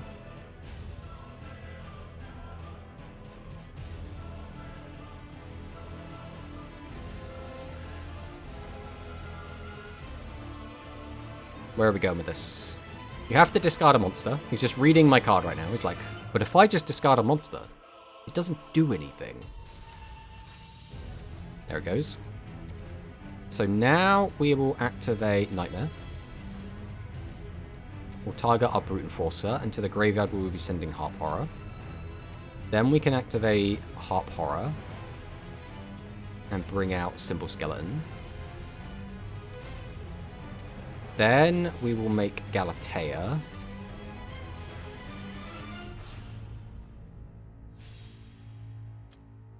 We'll go ahead and use Galatea here. We'll put back Nightmare. This gets us Orchestrated Return. Is there anything on our deck we don't want? I don't think there's anything now. So we'll do this now. We'll send World Wand. That's fine. I mean, those draws don't really accomplish anything, but it's kind of whatever. Doesn't really make any difference. So we'll do World Wand here. Why not? Bring out Harp. Actually, I guess it kind of does make a difference because we can do Sabers, put back Bear, why not? Grab this out. Then we go into... How many have we got in here at the moment? Only the one now. If we get that engraved, it's still not going to be 2. We'd have to wait until we did that, which is still fine. So we will go long here. We'll go 1, 2. Bring out long. Then we go Skeleton. Bring back Galatea. Then we'll activate long. Put these back. And we'll send the Blue Eyes. Then we'll overlay on top of our long. Into Ding. Ding effects. Get rid of that. We'll activate Orchestrated Babel. Then we're going to activate Frightfur Fusion. And we're going to make Frightfur Wolf.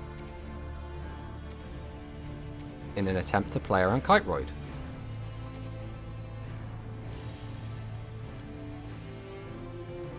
Way! The fact he waited until we summon that makes me think he might have actually had Kiteroid. Hello, Mr. Tomato. Yes, yes, yes. I guess he could have used Uni and Ikura. Yeah, that's the thing. I've played a decent amount of Sue ships, but like not to like a super high level. And I haven't played them since Overlay Control came out, so... Yeah. Also, hello, Sakadet. So I don't know if we said hello. I know we read your message, but we didn't... I don't think we necessarily said hello. I see, that's unlucky. And that is Sindark Angel. Hi, bro. Hello, Sindark Angel. Welcome, welcome on in. You've caught us playing in the KC Cup. Claiming our gems. We're probably, what, a couple games off of a rank up? If we can get up to 18. Like I said, if we get to 18 before the stream ends, I'm going to be so happy. That's like all we need. Just get me to 18. Absolute. From the United Kingdom. Let's see what he's got for us. Ooh, I don't know this deck well enough to know where the choke points are. If there even are any. Oh, this is a rank up game. I do, like I say, I know this deck is strong. I haven't played against it enough to like know any way to like counter it. I don't really know what their end board looks like. I don't know where their chokes are. I don't know anything. I'm a novice at this. I'm pretty sure we just lose. I'm pretty sure, like, as we entered the game, we had lost already. But we'll see what we can do. So we do get Cheer Girl. Cheer Girl's pretty cool. Let's get a draw.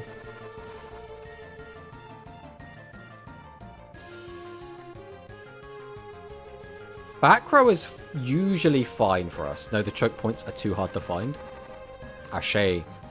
Well, choke points for us right now doesn't really matter. We don't have any way to interact with them on our turn, so it will just be breaking his board that matters. Right, Sovereignty comes down.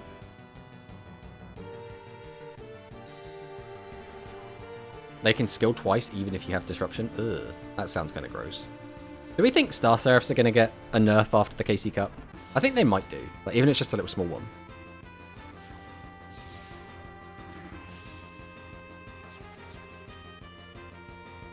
so we've got the Cairn Gorgon.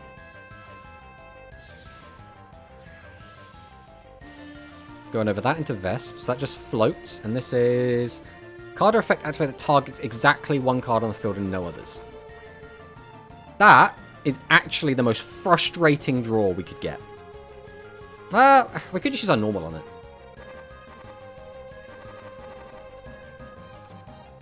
Either way, I think we bear here.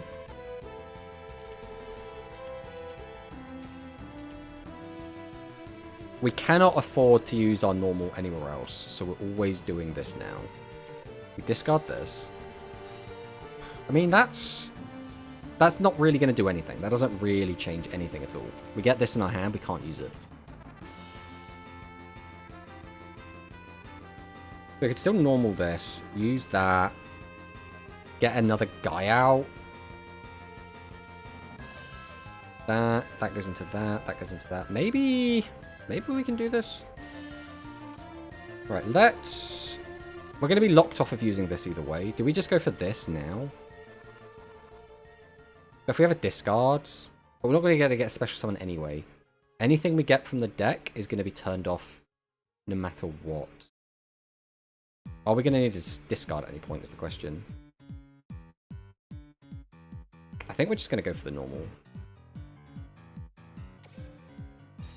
Right, we'll go Skeleton.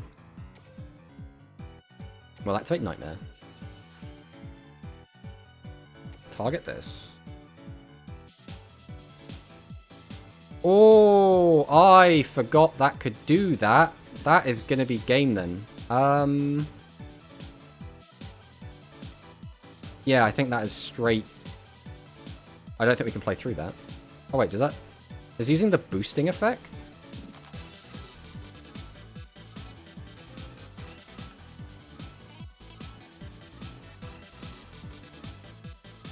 Oh, it just changes the target. I thought it was a negate.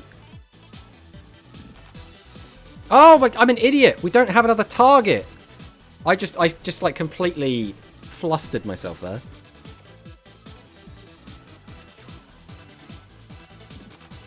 What do we do then? We need this to hit exactly one of two different cards. That was neither of them. Yeah, the game's over. I don't think it would have mattered because, right, so what we should have done is sent World Wand. World Wand effect brings that back. We can then link into Galatea. And then what? Like, we still can't do anything else off that. So I think I don't think it mattered. I don't think it mattered. I think we were just screwed no matter what. I'm almost certain there was nothing we could do. Alright. It's fine. It's fine. We opened a bad hand. We'll just open a better one this time.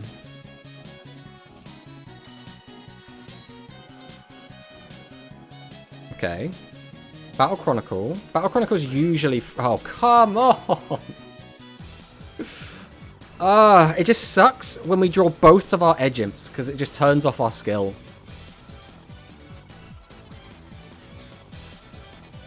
Alright, we'll go Bear. Bear gets us Vendor. Flip over Vendor. Activate the effect. Discard Wings. I mean, that doesn't really change anything. We have to hope we get something good off of this. That's a good one. That's an okay one. Toy Vendor now, I think, just has to search Dog. We don't even really need Dog. Like, Dog would be a normal summon just to get Sheep online. Which, I mean, is fine.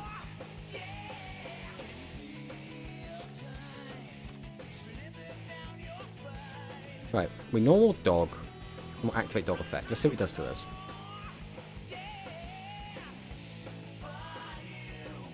So we'll add Bear.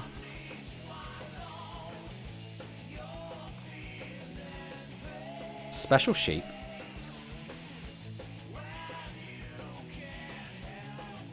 Activate Sheep. Dog back in hand. Bring out Chain.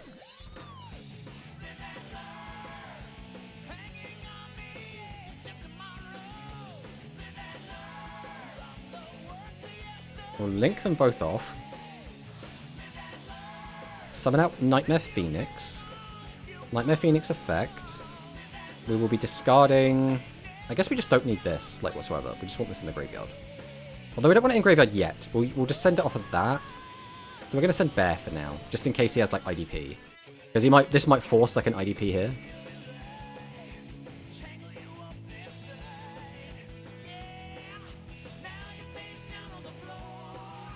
So we'll grab Fusion.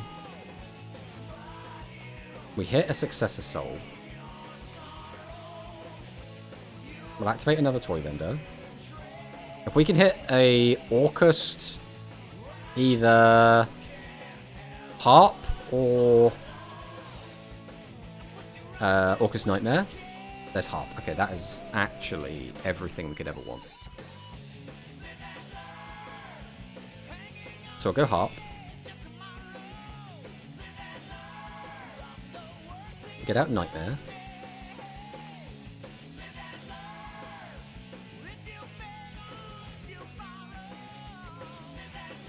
We'll go into Galatea.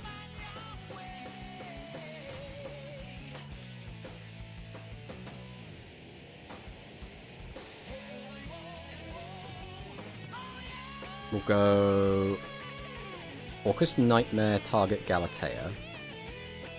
Send Skeleton.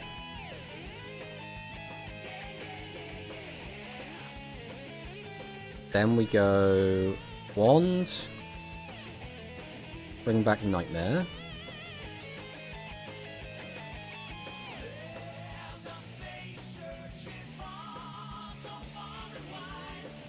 Then we go Galatea, put back Wand.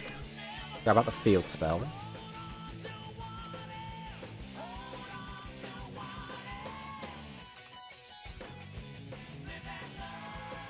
Then we'll go... I guess we're just going into Decode, right? Like, what else are we realistically doing here? Decode enters the field.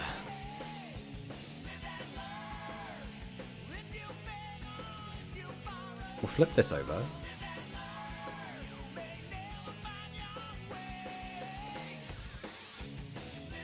We'll go Symbol Skeleton. Bring back Galatea.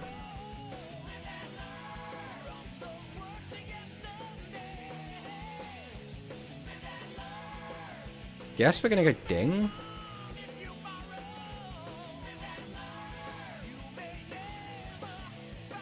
I think we're just sending. Get rid of this one. It was just another copy. We'll go Frightful Fusion. We'll go Tiger.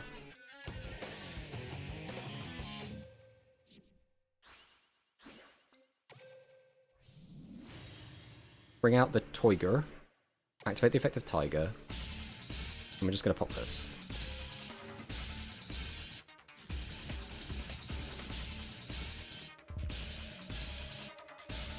So we've dodged this twice.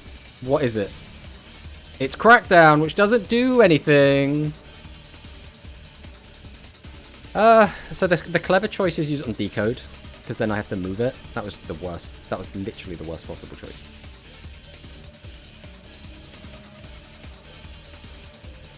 Right, now we just need to have him to not have Kite Rider, we win. Excellent. We got there. We got there. Alright. Alright. After our awkward game against Star Seraph, we did manage. We did manage to take it back. But now we might be back on rank up game. I think we might be on rank up again. We just need to dodge a really strong deck, right? No birds, no chairs. Come on, give us another Battle Chronicle. They're all over the place. Okay, what is this going to be? This could be anything. We're not on a rank up, it looks like. Which is a shame. I mean, this hand is a Gamba hand. We'll have to see what we get.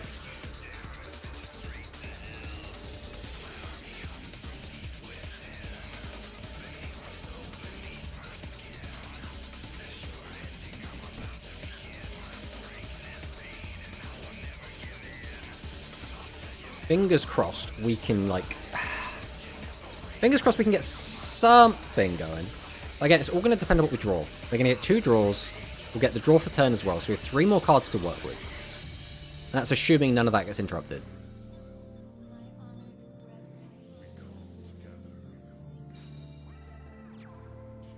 Bro, T-set and pass. Okay.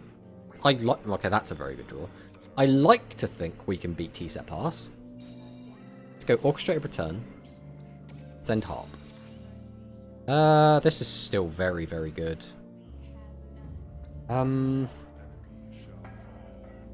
This is a little bit awkward, but we should be fine. So we'll go dog. We'll go dog effect. And I think here we just grab sabers. Because we don't have access to like the full combo anyway, so we might as well go for the sabers play. So send this, send this. Special out the sheep. Activate sheep. Dog back in hand. Bring back chain. Again, all this does is +1. Like, it's nothing, like, super insane or anything. Then we could link these off if we wanted to. I don't really need to. It comes down to how much do we want to get rid of that back row. Like, it doesn't really matter. I mean, it could matter. If we link these off, we then have to get that back, do a link 2, then use that. Yeah, I guess that's fine. So we'll go Phoenix here.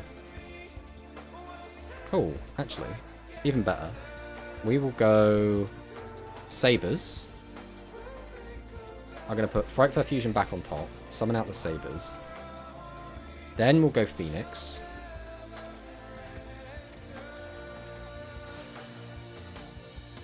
Bring out Phoenix. Phoenix effect. Discard World Wand. Target the back row. Chain effect. Grab the Frightful Fusion we just put back in. I mean, if it is unchained, we just have to see where it lands. It is unchained. We can summon an Unchained from his hand.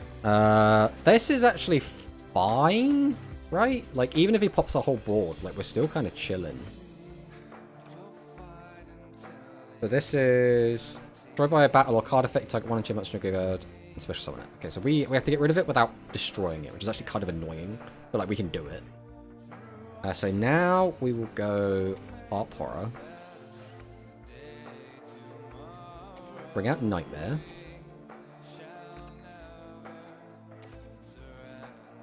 I think we still want to go for the Galatea line. Bring out the Galatea. Then we go Orcus Nightmare. Don't think it matters too much what we pick here. Send Symbol. World Wand. Brings back Nightmare. Galatea. Put back World Wand. Grab back Blabble. Activate. Then here we have to go into long.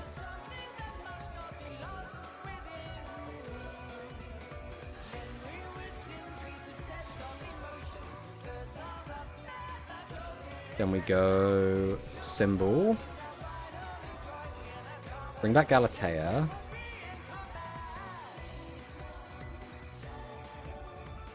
Activate long.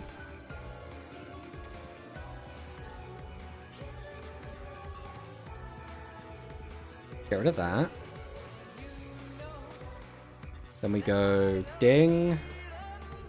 Over this. Oh no, it's Abbott's. Ding send.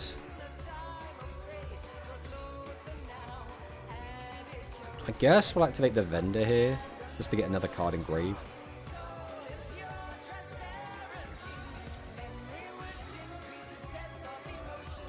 Then we'll go Frightful Fusion.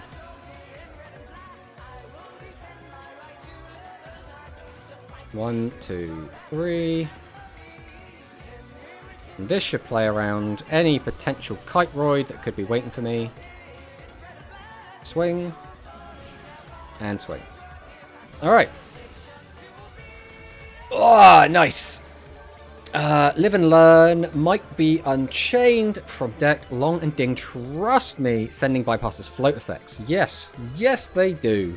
And we managed to get that in the end. So we need one more. We should be on a rank up now. So again, if we could just get this rank up, that is my goal for the stream done. That's everything ticked off. Can we find it though? That is the question.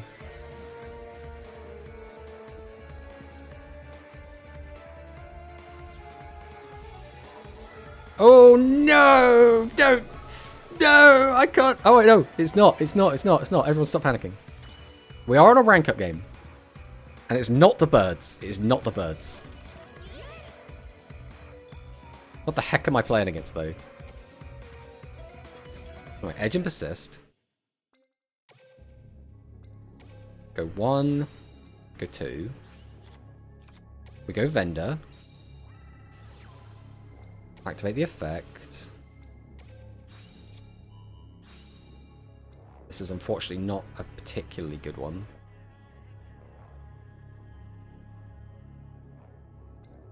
I mean, realistically, there's not really a lot we can do here. Go Harp. Get Nightmare. Normal. Because I don't want to put that back on top of my deck. That puts me in a very awkward position.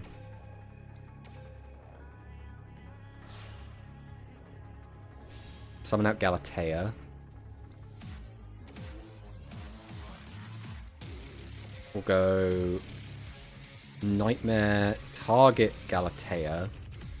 I think we have to, because if we can get this and then end on the negate plus ding, but then we lose our interruption.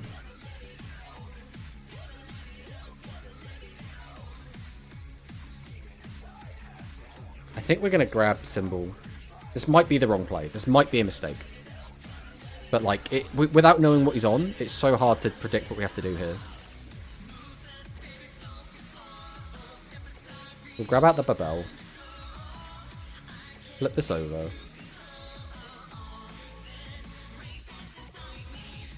Then we just overlay onto this. Do we go defense mode is the next question. We're gonna go defense mode just because again we don't know what we're against. We have like so little information to go by. And then we're gonna attach this. Okay.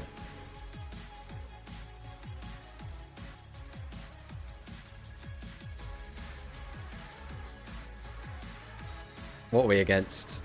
It's Unchained again.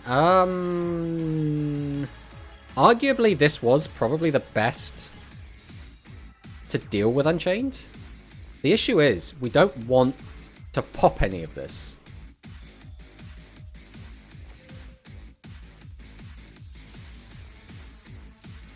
I really don't know how to approach this.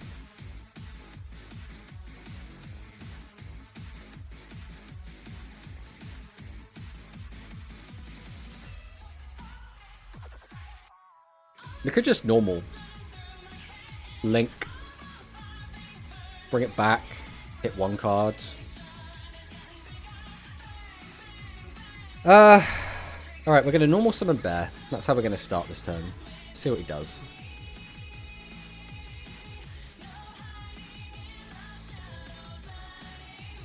I think... like, making Galatea doesn't really do anything, but both of these cards need a discard, so I don't really want to make either of them either. Are we just making Galatea for the sake of making Galatea?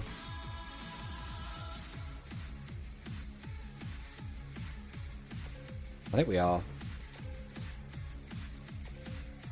This is not a good play by any stretch, but I think it's just the best we've got, so we're just going to roll with it for now.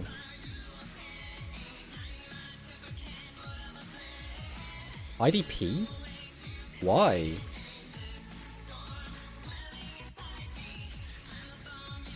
Symbol? Target ding? You got a second IDP?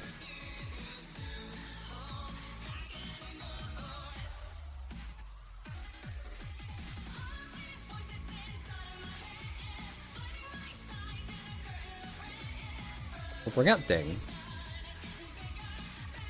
I think we're going to send one of his back row, to be honest.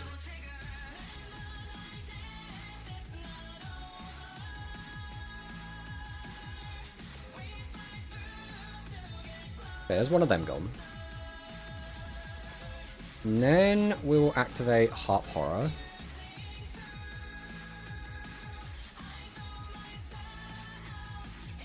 This gets us Nightmare.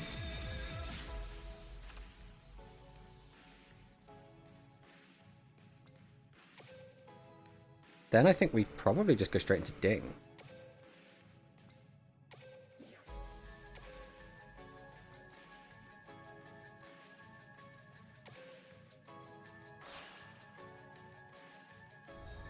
We'll go into Long.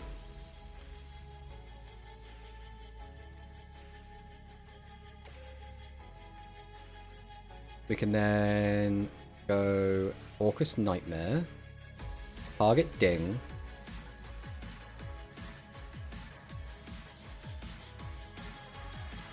Send World Wand. We can activate World Wand.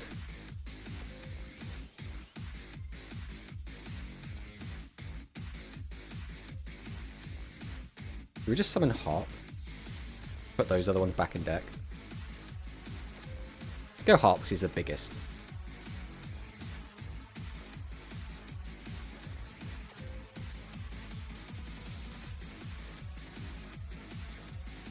Activate Long.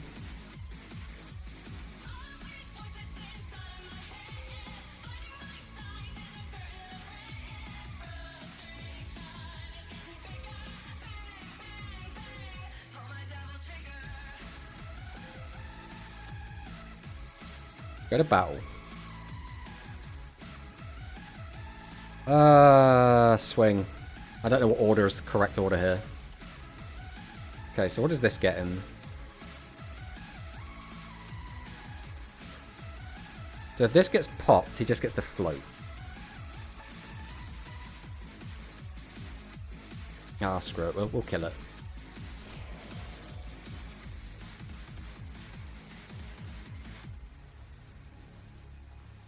I really don't know how I'm supposed to deal with this. So we're going to activate that. Okay, so this comes out. We can't use its effect. If I kill it, he just gets to bring it back.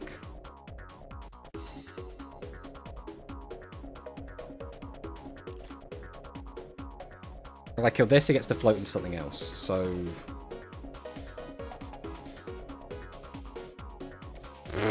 I don't know. Oh, I should have killed this. Yeah, because it can only be summoned once per turn, right? So because it was special summoned once, the second time it wouldn't get to come back. Oh, I remember now. I mean, we might still be okay, right? Like, there's a chance. This top deck was pretty insane as well, by the way. That was irrelevant. I don't know why you bothered hitting that.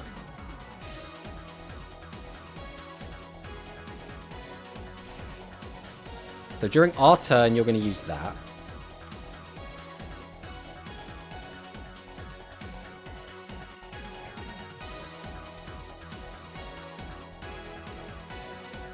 Alright, we'll go Harp Horror.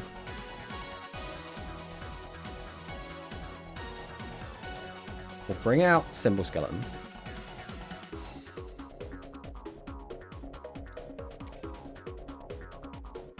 We'll go... And it has to be this, unfortunately.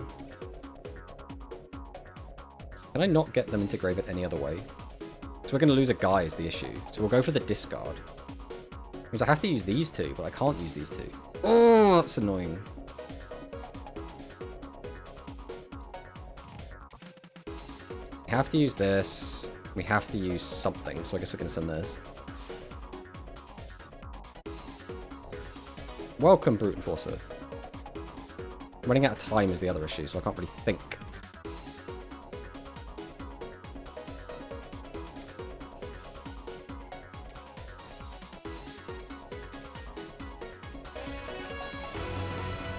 Acceleration Gate raiding us. Hello, welcome on in, everyone. We are currently throwing this game as hard as we possibly can.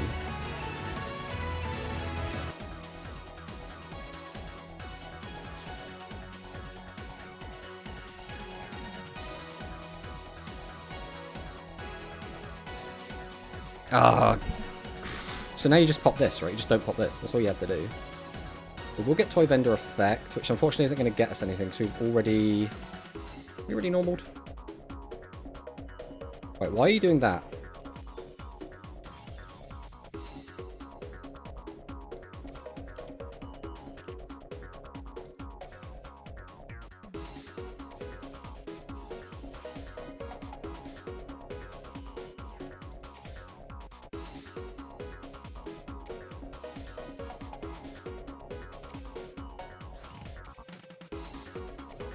Oh, editor, no! Time you timer! Bro, we tried so hard. It took us like 10 seconds to just activate the effect. That's not our fault. He messed up really bad, and we almost got to punish him for it. That sucks. That sucks. We punted by not being familiar enough with his cards, and we let him get an extra effect off. And then he punted, and we had everything we needed to punish him for that, but we ran out of time. Bruh. Sad. Well, that was our rank up game, was the issue. That would have been a really nice rank up. Feels bad. Feels bad. You had that though. That's a good thing. I mean, I don't think we actually won the game immediately there, but like we put ourselves in a fantastic... This hand is ass. What the... Bro, I do not know how we win with this hand. This is like... What do we need to make this hand work? Like, dog off the top and then no interruption is like... Like, bear or vendor does it as well. But like, dog would be the absolute best, right? T set? Come on, don't let me... Right, bear does it, but it's like not clean at all.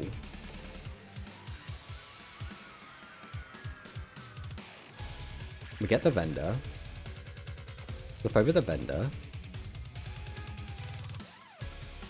I get that.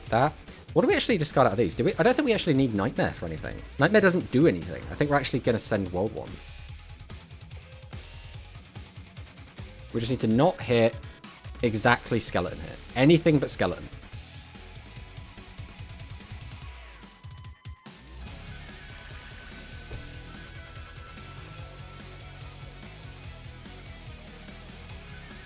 That was a 1 in 14.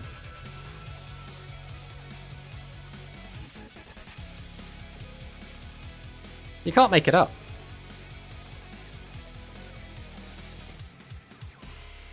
Right, we opened like the worst hand imaginable. And then like we were like, we almost can recover.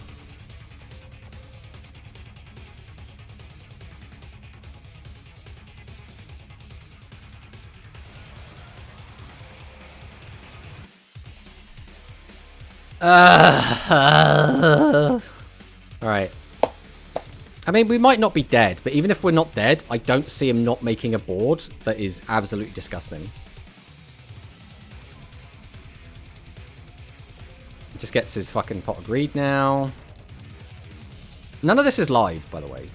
Like, the best we're going to get is we can use Symbol Skeleton to bring back the Heart Horror. That's the best play we have as interruption here, which is, like, so irrelevant. I cannot believe. Should have dumped Nightmare? The thing is, what does dumping Nightmare get us here? Like, dump Nightmare, then use Nightmare's effects, send the second... Oh, send second Harp, and then Harp isn't live, so it doesn't do anything. It literally doesn't do anything. Bro, that's so sad. That was just, like, the unluckiest we possibly could get. Skeleton? Yeah, but we drew Skeleton off of the Toy Vendor, so it wouldn't matter, because Skeleton's already in the graveyard. Like, it literally doesn't work well. You Skeleton the Nightmare. Oh, right. Alright, so that gets me a Link 2. And then what? Like, ding pass? We still won't be able to lethal.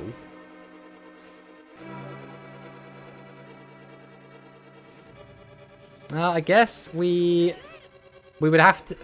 No, actually, I think there is a line there. I think there is a line there. But then again, how are we supposed to know we're going to lose the 1 in 14?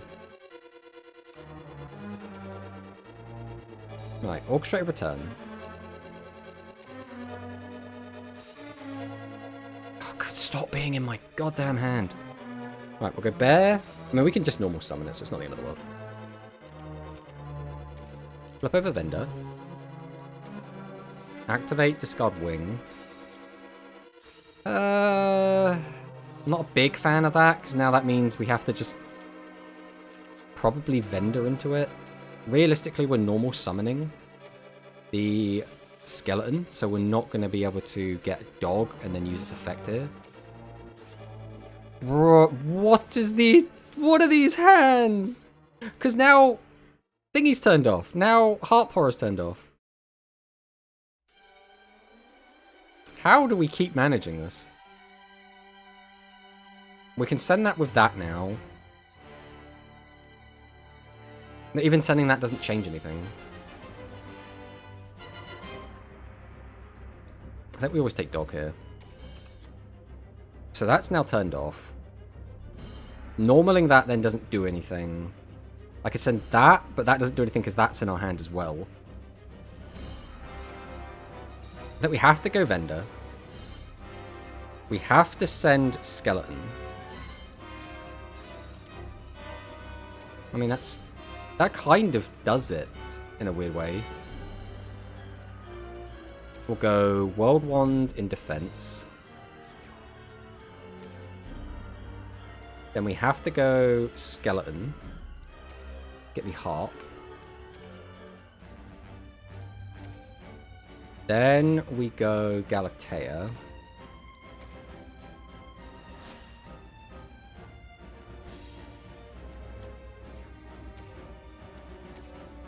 Then we go World Wand. Bring back skeleton. Then we'll go Galatea. Put back World Wand. Grab. Babel.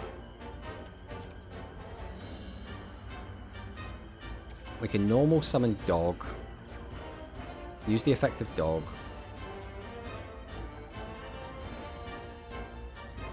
I think we just grab this. Flip this over. Then... if I go for that, I can't use that. So it's ding or thingy at the moment.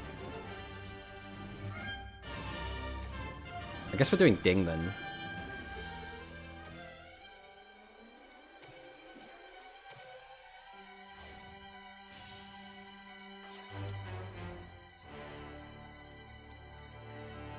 Oh, we don't have any? Oh. I probably should have planned around that a little bit better. Only having one material here kind of sucks. Alright, we're going to leave it like this. This is not the best, but considering what we had to work with, I think this is okay. After you max rank, I mean, we're not going to max today. We will just, when we get a rank up, we'll watch some replays. That's the plan at the moment. But unfortunately, we've just lost 2 in a row, and based on how this turn has gone, I wouldn't be surprised if this was a third.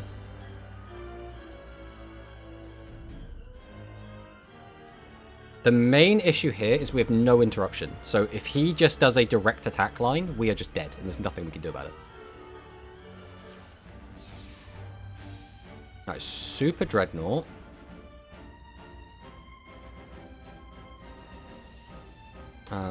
Was he made? So he's used Shari Red and Uni, which means he can attack directly. So if he just makes a rank 4, we're just dead? Is that what you're telling me?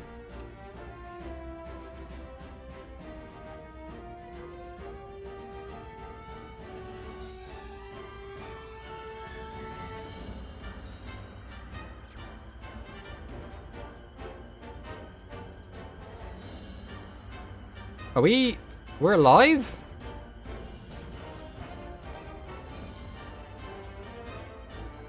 Okay.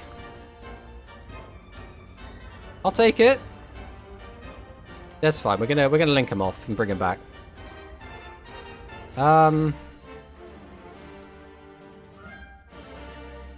Speaking of, I guess we'll start with this. I want to keep the symbol skeleton around for now. Right, we'll summon out Phoenix. Phoenix effect. Right, we're going to send the Edge of Sabers and just hope we don't get punished. Because if he has IDP, he could punish us so hard. That is literal garbage card. What are you doing? Why are you playing garbage card? God, what do I even... I have so many options. I'm actually a little bit, like, flabbergasted on what to do.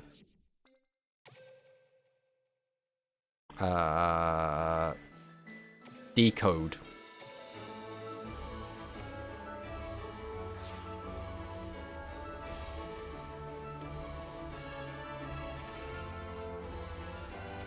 Orcus symbol skeleton. Bring back Ding. Ding effect. Target the back row? Okay. I guess there's just nothing to worry about. Summon dog? Dog effect? Sheep, I guess? Bright Fur Fusion? Make Tiger?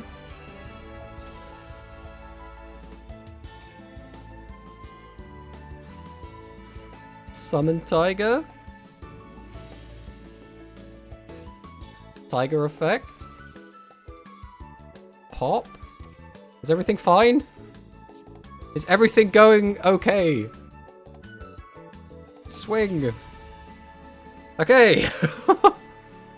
Bruh, after our opening I was like, that is not gonna go our way. We were just absolutely cooked, and yet somehow, some way, we managed it.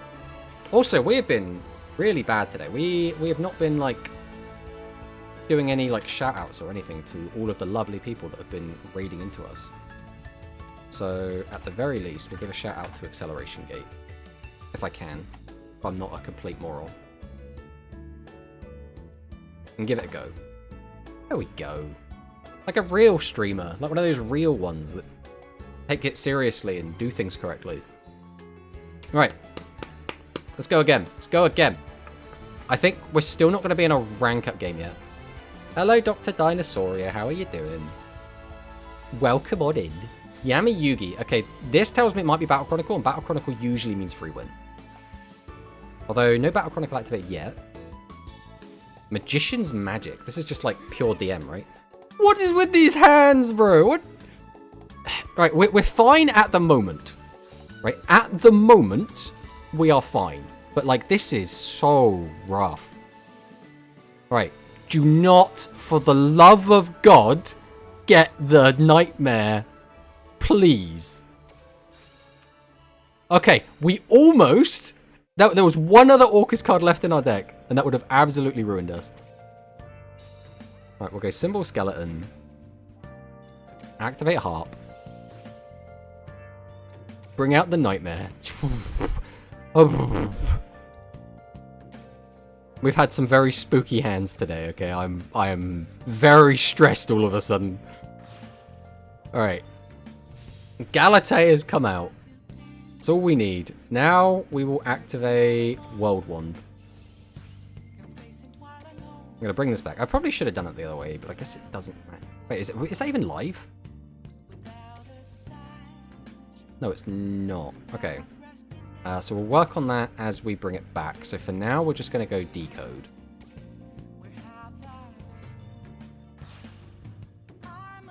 Bring out the Decode. Then we'll go Symbol Skeleton.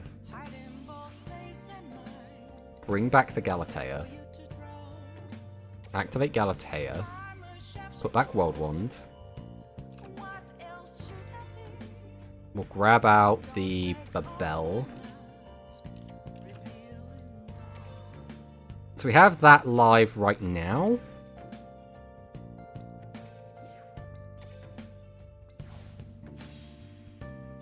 It's like opening triple Siesta Terrera. Apparently we are just... We're a bad luck magnet. But like, again, we still managed to get to our end board, so this is like still fine. There's no reason to use this right now. The only downside here is because he's playing DM, we don't actually have a lot of ways to interact. So if he just has like a bunch of banishes or something, it's going to be very difficult for us to interact.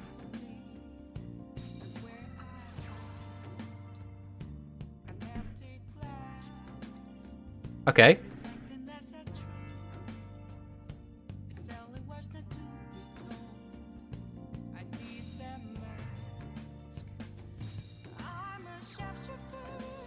Okay. I'm with you so far. Dark Magician. Summon Dark Magician. As is, this does not contest my board. Magician's Magic. Secrets of Dark Magic. Are we going to go for a fusion? Wait to battle.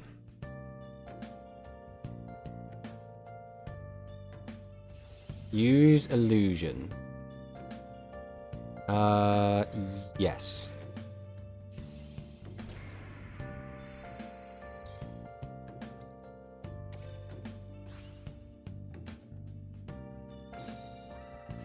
Secrets of Dark Magic. Are we just dead? Necro Valley is not good for Orcust? Yeah, it's not great. If we're not dead here, I'm feeling okay. It's looking like we're not dead.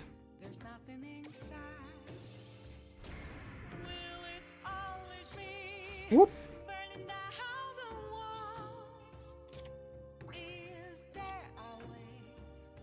Okay, so we summon, link, pop, go from there, right? We just literally go Phoenix, and then we're chilling.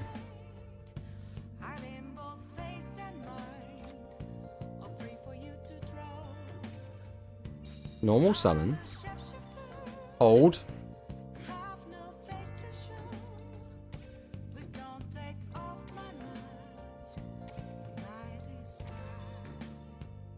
Go for the Linky Splinky. Nightmare Phoenix. Discard. Necro Valley. Hold. So far, so good. The next part of the plan. I guess we kind of want to use Nightmare here. Target this.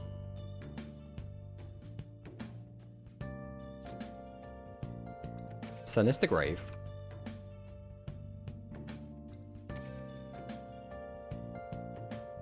I guess I'll do this now. Bring this.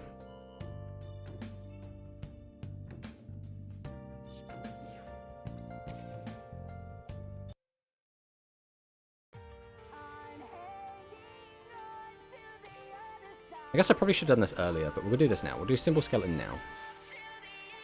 Bring back Ding.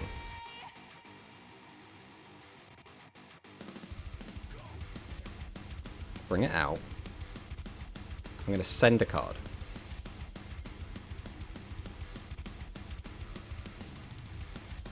I'm going to send the back row. Haha!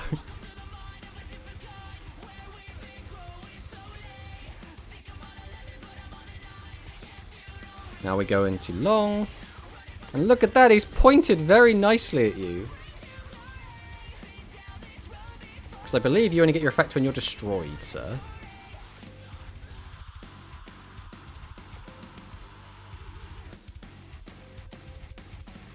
And then we will simply... Oh, okay. So now we should be back on rank up, which means now we're going to completely shit the bed again. Let's see if we can somehow win a game. Come on, give me a Battle Chronicle. Also, if you could not fill my hand with Orcus cards, that would be absolutely great. We only need one. Very nicely played around the compose. Yeah, we had the negate ready. The issue was, if he had just fired off the compulse and hit our link 2, we were then like in a weird spot. Oh no, we're both on rank ups. And we're against Fleur. Oh, this is not going well, is it? We need the discard on an Orcus card. I need both of these in graveyard. Use that, get that, send one to graveyard, use it to go into, like, combo, but then, like, at some point, I need to get Skeleton in graveyard, which I can't do. If we put Skeleton in graveyard, our combo doesn't go anywhere, so it's irrelevant anyway.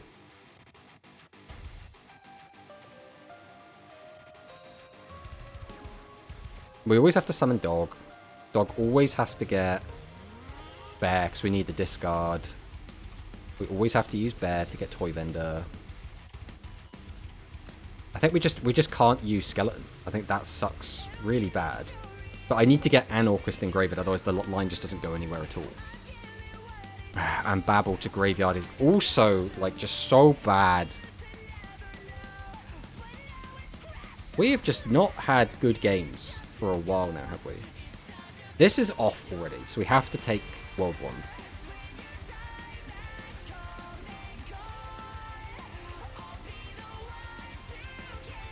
We'll go World Wand, get back Nightmare.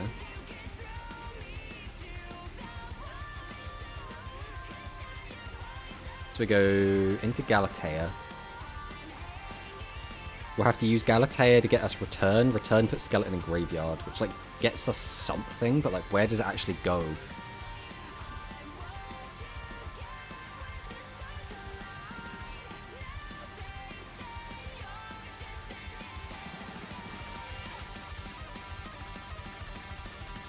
I mean, that does get us a kind of what we want. I can't be too upset with that, but unfortunately, we still don't have what we need. Put this on top.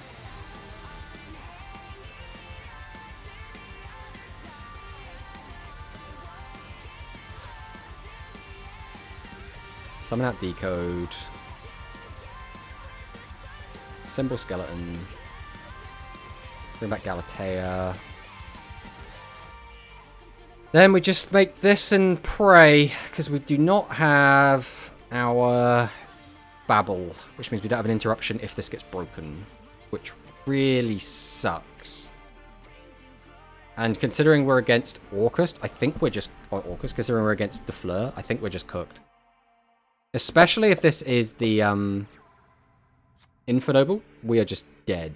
I don't see how we survive this.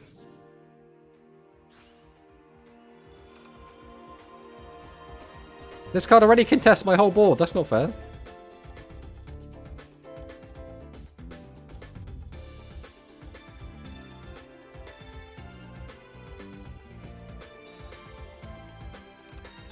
Okay. Necrosynchron comes down. Just make a 10. Just make a Synchro 10. Wait a minute, it is August! Our Freudian slip earlier apparently ended up being true. Go into a 6. Splendid Roses is pretty standard. I mean, we don't have any interruption. We just wait. We just sit here and wait until he's done. And hope we're alive at the end of it. I'm pretty sure we're dead, though. I am almost certain we are just dead. Almost certain. Go into Beatrice. Come on, isn't this card banned yet? Come on, Konami, what are we doing?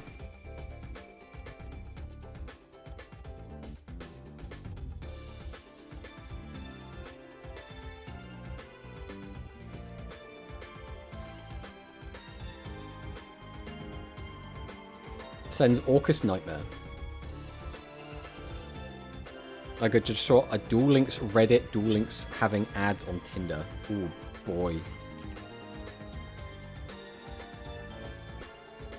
The other big pain in the arse is that one of Orcust's biggest weakness is Orcust. So now he's just going to summon out his own ding and just rip through my ding. And there's nothing I can do about it, and that feels so bad. If your opponent normal summons, you can take one Orcust's hand deck, and the Grave will banish it. Okay.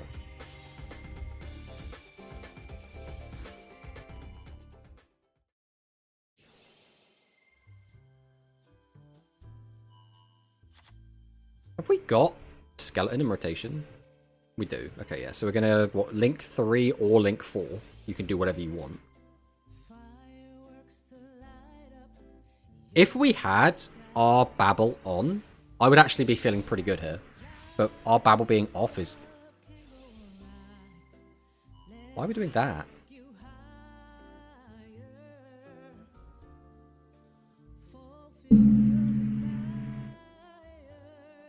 Okay, what's the next bit of the plan, though?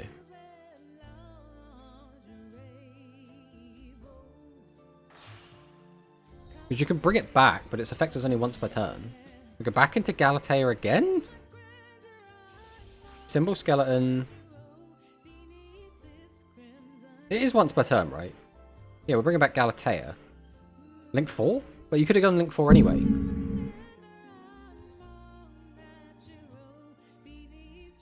I don't know where this is going. I assume our opponent has a plan. I just don't know what it is. Link 4? We're just going to Link 3. We're just shuffling cards back.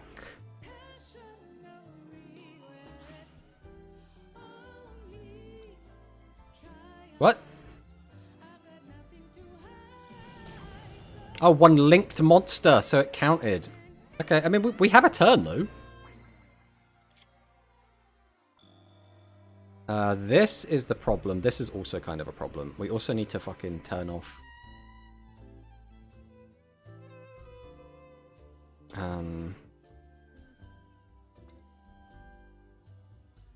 Yeah, that's fine. Okay, so we need to... Has he just shuffled Skeleton back in, didn't he? He did! So I want to just immediately get rid of that.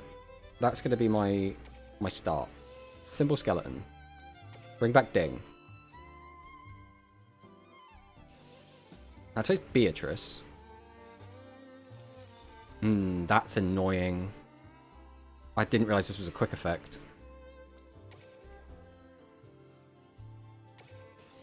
Because now he can react to this.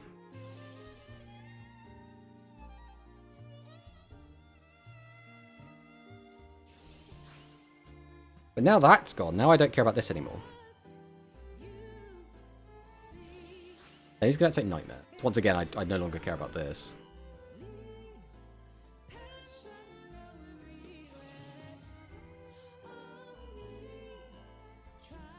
Now he's going to shuffle cards back in because he can. Wait, how often can you do this? Once per turn. Okay. That comes back. But then can't I just hit him and then he doesn't get his effect off? He's not going to get a chance to activate on a new chain.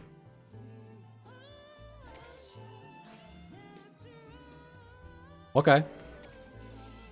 Toy vendor.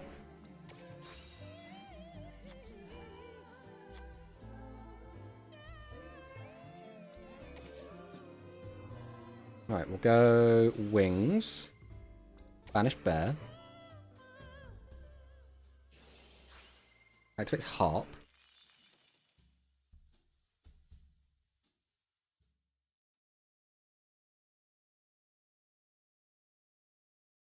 Brings that back, which effect has already been spent. We'll draw another card. Those are really not the draws we want right now.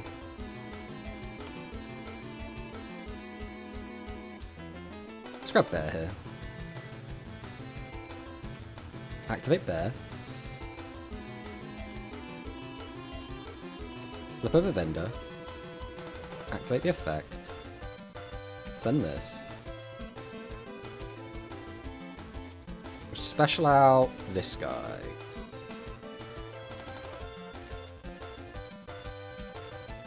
Normal dog. Activate dog. Grab bear. We have that and that left.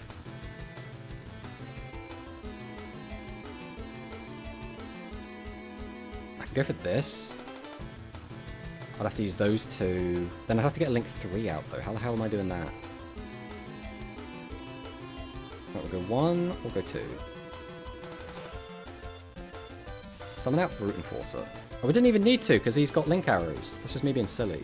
Okay. I kind of don't care about him then. I kind of want to get rid of like anything else. Go for this Beatrice. So he discards.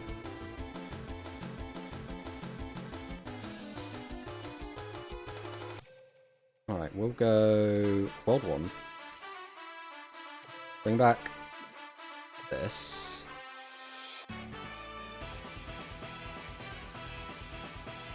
I don't want to make that is the issue because I need to do that. Oh, I don't have time. Just do not have enough time. Use this. Put this back. Bring this out. Then we'll go for this, using this, and this, and this.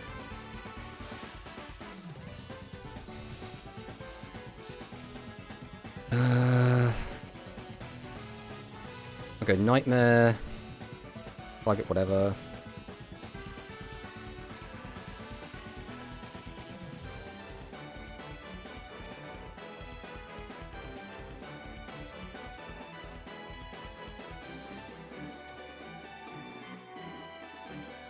I think we just don't have the time.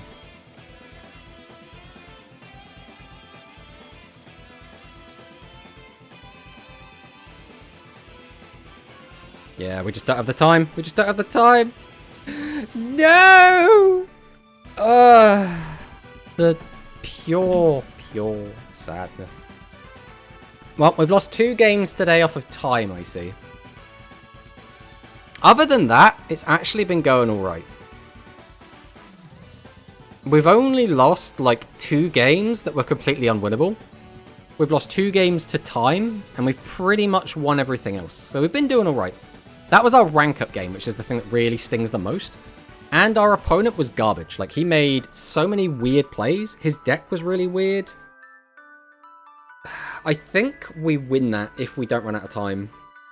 The issue was, it was trying to play around him having access to all of his quick effects, but he used them all. He, like, spent all of them. So then it was like, we can just pop off. I also kept forgetting that his long had link arrows, so I didn't need to, like, get rid of my ding. I could have just used the Brute Enforcer, and then we could have kept the ding around. We still go into Long. Long gets rid of his guy. The other issue was, we had 2 cards left in our deck, and one of them was Frightfur Fusion.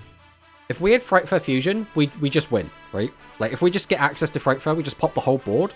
We don't have to worry about it. It was like the last card in our deck. Which, like, it sucks, but, like, it is what it is, right?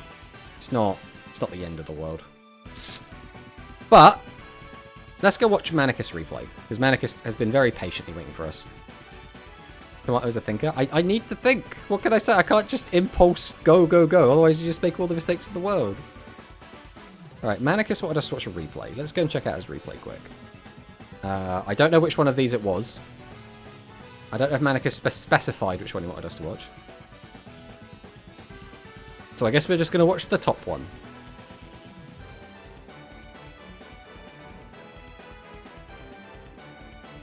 But yeah, all things considered, today's been really good. Like, we got top 4 in a tournament. We've almost gone up 2 ranks. We went up 1 rank already today. We've gotten to our rank up game 3 times. And we just almost get there, but we haven't quite. Alright, let's see what Manicus is on. Now, is this actually going to be United Pendulum? So this could be anything.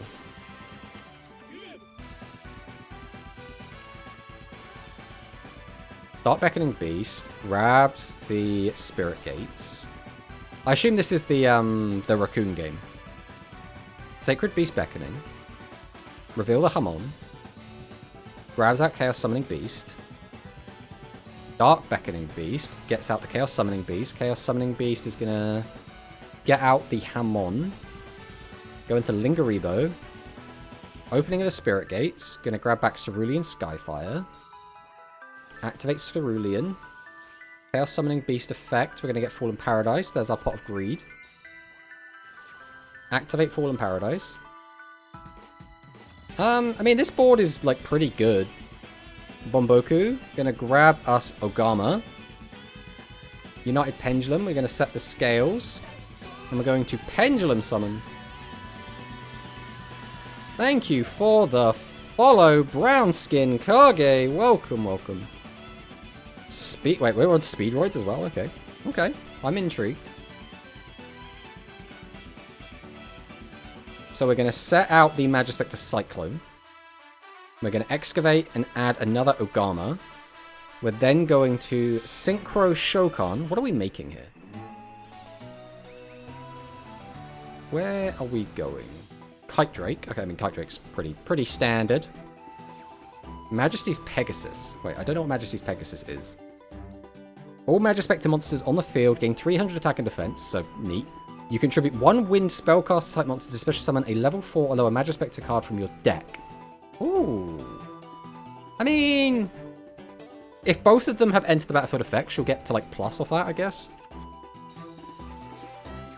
Mingaribo gets negated. We will swing in for 3,000 damage. Magispector Gust is going to be activated. Bring back Bumboku. Magispector Tornado is going to be activated. Wait, how did we do that? Does Magispector Tornado not target? Target 1 monster your opponent controls, banish it. Wait a minute, how are we able to target? Oh, because we've negated Fallen Paradise? What did we negate Fallen Paradise with? I missed that earlier. We negated it with something. Well, we'll continue watching for now. We had the Skullmeister, get out the Raviel. Flip over the Raviel, activate the Cyclone, get rid of the Raviel. Cerulean Skyfire is going to try and do something. What is it? Is it protect? Or is it destroy? Because this protects while it's in defense mode, right? Negating spell track activated by your opponent, then you have 100 to change defense position. Okay, yeah. So it's just trying to protect. We're going to perform another Pendulum Summon. What are we going to make? We have from hand, Ogama and Bumboku. Why are we banishing that? Do we have any way to get a card from graveyard?